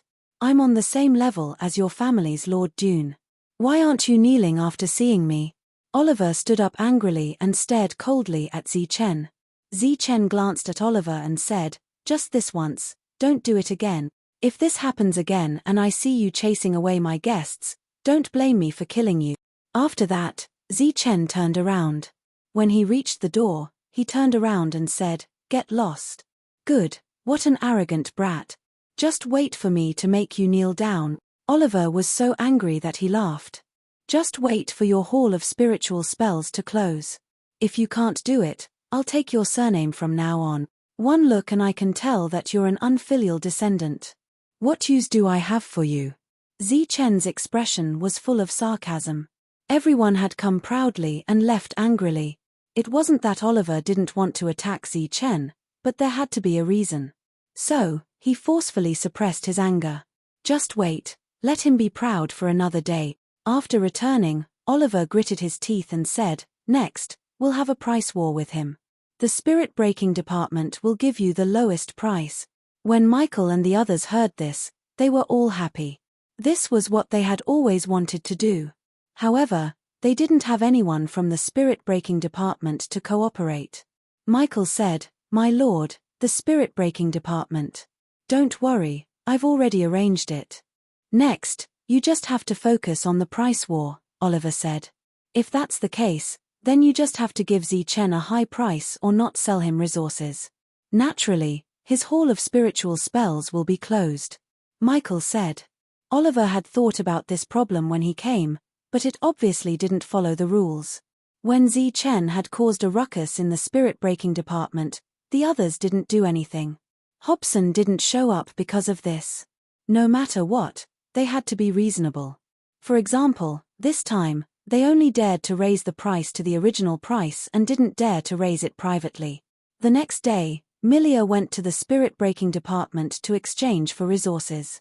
When the price of the resources was reported, Milia was shocked. Please take a look. Is there a mistake? The price is wrong, right? There's nothing wrong. From today onwards, the people from Hall of Spiritual Spells 4 will pay this price. The person in the Seven Forces state walked out. He used to have a lower status than Hobson, but this time, Oliver had removed Hobson from his position. He had the final say here. Milia had no choice but to buy back these resources at a high price. The Hall of Spiritual Spells was waiting to be used. No matter what, she had to get the resources back first. Moreover, she had a feeling that no matter who came out next, the price wouldn't be lowered. After Milia took the resources back, she immediately went to find Chen and informed him of the latest situation. After Chen heard the news, he nodded and asked, 10% off. Did we make a profit? Yes, but very little. If the business is like this, we can make some profit. If the business is not good, then we will lose money. Milia said worriedly, Sir, is there trouble again? Chen said, Don't worry. Let's take it one step at a time. Less than an hour after Miria's return, a voice suddenly sounded from outside. Good news, good news. The 7 halls of spiritual spells are open again, and they are all offering a 20% discount. When the news came out, it immediately caused an uproar. It should be known that Chen's discount was only 10%. The 20% discount would save a lot of money. After the uproar, the people in the queue started to talk about it. However, there was a strange situation. There were people talking, but no one came out or went to take a look. What are you waiting for? Why don't you go there for a bargain? The person who sent the news said strangely, Why don't you take advantage of the bargain and line up here? What are you thinking? Some people wanted to leave and go to the shop with the 20% discount. Immediately, a person said in a strange tone, Go, go. When this hall of spiritual spells can't handle it and closes, the 20% discount will become 20% discount. That's right. It's not like this hasn't happened before. They are giving you a small profit now. Next, they will take your life. In the crowd, people were talking. They had been taken advantage of before, so they wouldn't be fooled again. Impossible. This time, the 7 shops have changed. This is a real discount. The person who came to send the news was anxious. Yes. It's a discount now. But who knows what a shop that doesn't treat its customers as people is scheming? The people were not stupid. They knew the principle of having a full meal. I say, don't be ungrateful. We are offering a 20% discount, but you don't want to go. Next, Chen will raise the price for you. Chapter 5140. The person who came to deliver the news was a staff member of the 7 halls of spiritual law. He had not achieved his goal, so he was naturally angry. In addition, he had always been arrogant and looked down on these people. So, he decided to be rude to them. When the others saw that he was angry, they started to laugh. The other party thought that they were mocking him and said angrily, "You idiots. You don't want to take advantage of the situation. You deserve to be cheated. We're happy. Even if you give us a 30% discount, we won't go. We'll make you angry." The others were laughing proudly. After experiencing what happened back then, they were even more aware of the value of Chen's Hall of Spiritual Spells. In the past, when the other 7 halls of spiritual law had raised the prices, Chen had raised the prices to a normal price and everyone was willing to buy from him. However, he still kept his promise and gave everyone a 10% discount. The people who came were very grateful. Naturally, they would remember this kindness. Now, the 7 halls of spiritual law were attacking them again. They knew what to do in order not to repeat the same mistake. Seeing that the crowd did not respond and still chose to line up, the person who came left angrily. The 7 halls of spiritual law opened at the same time. This time, there was no trick. Everyone who entered was given a 20% discount. The expected scene of business booming did not happen. However, it was much better than before. There were a few customers early in the morning. At Chen's place, people were lining up to fight for it and the prices were high. Their place was cheap and there was no need to line up. However, no one came. This made Michael and the others very depressed. They could not understand why this was happening. The prices were so low, but no one came.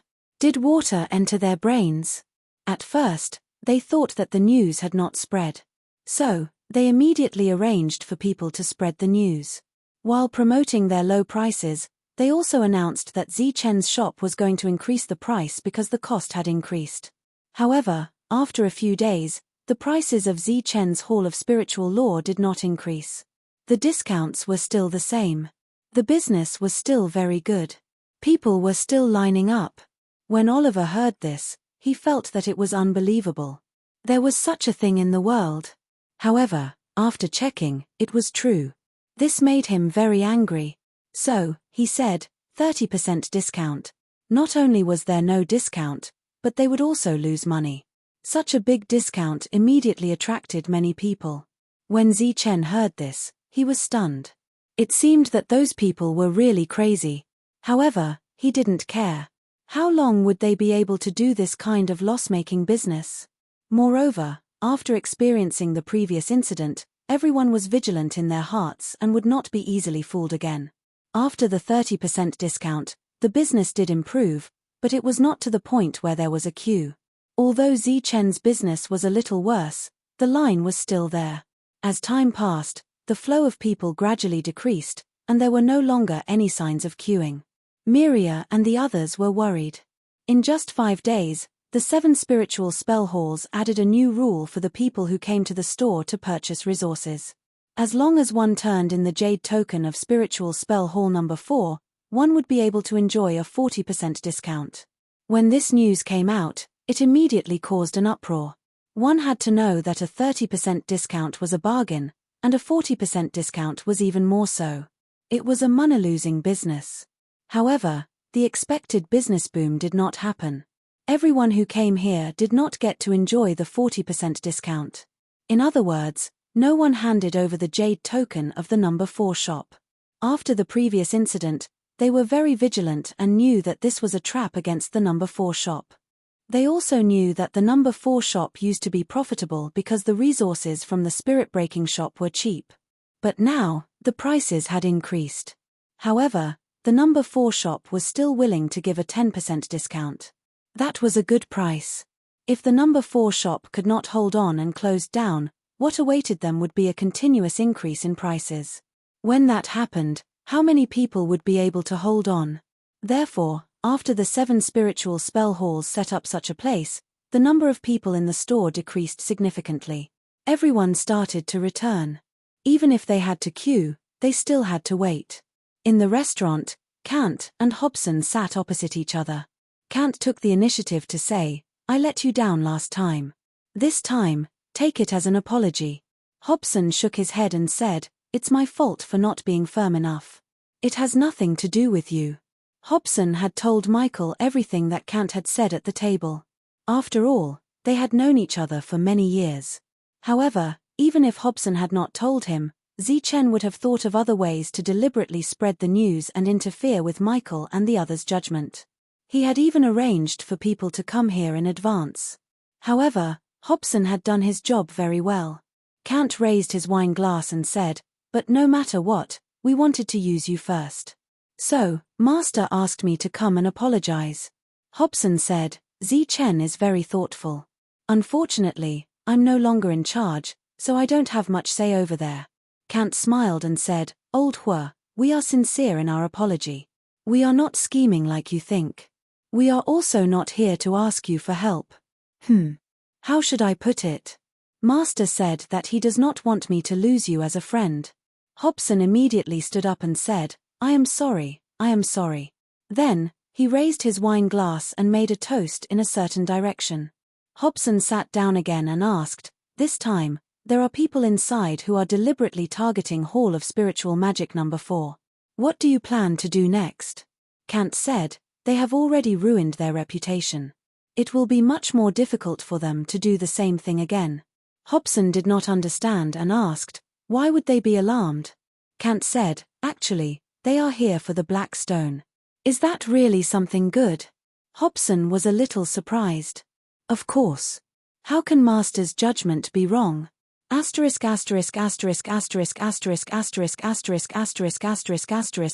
did not expect that such a huge discount would not affect Zichen's Hall of Spiritual Magic. Moreover, they could not keep the 30% discount forever. After the 20% discount was restored, business was obviously not good. Those people would rather buy a 10% discount than a 20% discount. Therefore, Oliver could only think of other ways. In the end, he asked Big Beard to appear in front of Zichen's shop and say that there was a problem with the resources he had bought from him. Naturally, no one believed him. However, right after that, a group of people came from the spirit-breaking office. They represented the law enforcers and wanted to forcibly close Zichen's Hall of Spiritual Magic. From today onwards, Hall of Spiritual Magic number 4 is no longer allowed to have crystal translucent. We, the spirit-breaking office, disqualify you. A law enforcer of the 6 Forces state looked indifferently at Milia and the others who were standing at the door. "Now, leave quickly." "Why?" Milia and the others looked aggrieved. "He is slandering us. We did not do anything. There is no reason. Just do as you are told. If you are not convinced, you can go to the spirit-breaking office to complain. As for when we will be able to lift the ban, that will depend on our mood. Now." Chapter 51-41. Bam! The 6 Forces state cultivator was sent flying by the powerful shockwave. When the others saw this, their expressions changed. They took out their weapons and stared coldly at Shu Qzi Chen stood in front of Milia and the others and stared at them coldly. "Do you want to die? Zichen, how dare you attack us?"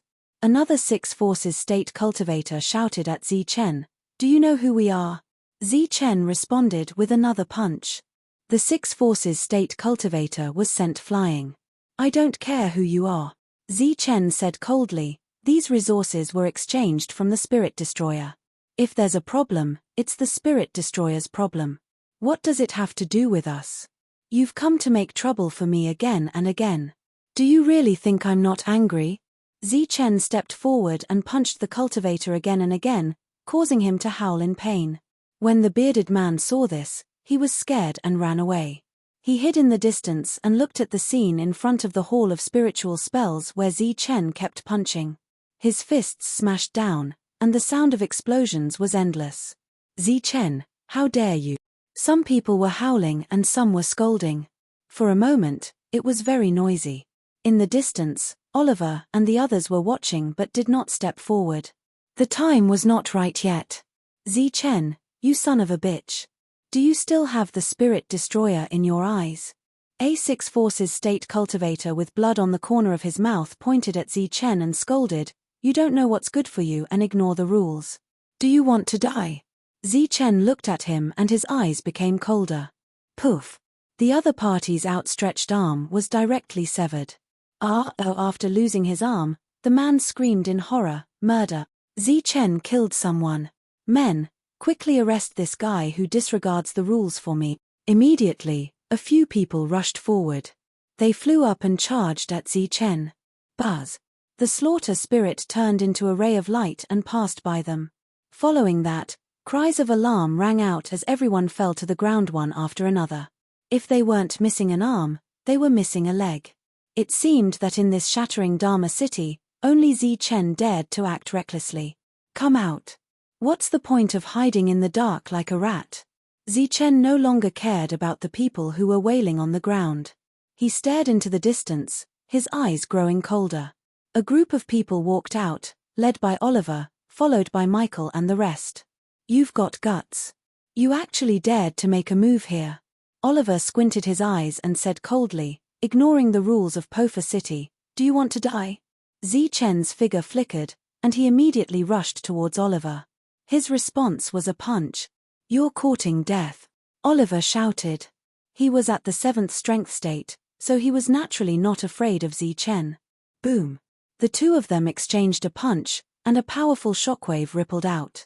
Michael and the rest, who were behind Oliver, immediately retreated into the distance. They didn't expect Chen to be so bold as to attack a 7th strength state master from inside. After the punch, Chen took a step forward and released a powerful aura. At this moment, he didn't hide his strength. He released the strength of a shadow destroyer. Although they were both at the 6th strength state, Chen's aura was much stronger. Everyone immediately felt a terrifying pressure. It was as if even breathing had become difficult. Another punch. Dong. With a powerful shockwave, Oliver's body slid backward. His expression was ugly, and he shouted at Chen, "Chen, do you want to die?" The bone rod appeared in Chen's hand, and an endless amount of energy immediately gathered into it. Then, he smashed it down. Boom! The terrifying energy surged, and Oliver was sent flying by the rod. Swoosh! Chen's figure flickered, and he quickly approached his opponent. The bone rod in his hand smashed down again. At the same time, the slaughter spirit appeared and charged towards his opponent. Poof! As Oliver retreated, a bloody hole immediately appeared on his body. He could barely block the bone rod, but he couldn't avoid the slaughter spirit that followed. Looking at this scene, everyone was stunned. This was a true battle of life and death. Chen was serious. Oliver looked at Chen and was terrified to the extreme. He quickly retreated in fear. Poof! The light of spirit commandeering was omnipresent, and it pierced his heart again. "Come, kill him! Kill him!" Oliver, who was retreating, shouted in horror. But at this moment, who dared to stop Chen? No one here was a match for Chen. No one even dared to persuade him. The people watching from afar couldn't wait to cheer. These people were too evil. They deserved this outcome. Michael and the rest didn't dare to step forward. Chen was obviously crazy now. He even dared to attack Oliver. If it were them, they might have been killed directly. They didn't believe that Oliver would seek justice for them. "Don't fight, don't fight," Oliver shouted. "I came out this time only for the black stone. I won't target you anymore. You give me the black stone. I only want the black stone." Oliver gave in. Since he could say such words in front of others, it was obvious that Oliver was really scared. There were already 5 holes in his body. If this continued, he would definitely die. When Michael and the rest heard this, Their hearts were filled with despair. They knew that they had completely lost their chance to compete with Chen. Once Oliver backed out, they wouldn't be able to get the lowest price. Whether they could keep the Hall of Spiritual Spells would be another problem. Chen didn't say anything. He just attacked. The bone staff combined with the slaughtering spirit forced Oliver to retreat. Stop fighting, stop fighting. No matter how Oliver shouted, Chen didn't hold back. If he didn't settle this today, there would be trouble in the future. Buzz. Chen put away the bone rod. However, there was light in his palm. The crisscrossing light formed a horizontal and vertical rule. It moved straight forward. Once it passed through Oliver's body, he would definitely be torn into pieces. It would be difficult for Oliver to dodge this attack when he was seriously injured. This was really fatal. Just as Oliver was about to lose his life, a ray of light suddenly landed on his body and forcibly took him away. "All right, that's enough." A voice sounded. It was the real manager of Hall of Spiritual Spells number 4. Dune. He brought Oliver behind him. Then, he looked at Chen and smiled. "Chen, that's enough." Chen stood there. His eyes were still cold. However, the light around him had dissipated. "You know?" He looked at the smiling Dune. Dune nodded and said, "I will give you an explanation for this." Then, Dune turned around and looked at Oliver. "You don't have to worry about this anymore." Oliver's face was very gloomy. However, he was seriously injured. He didn't say anything. He just glanced at Chen coldly and left.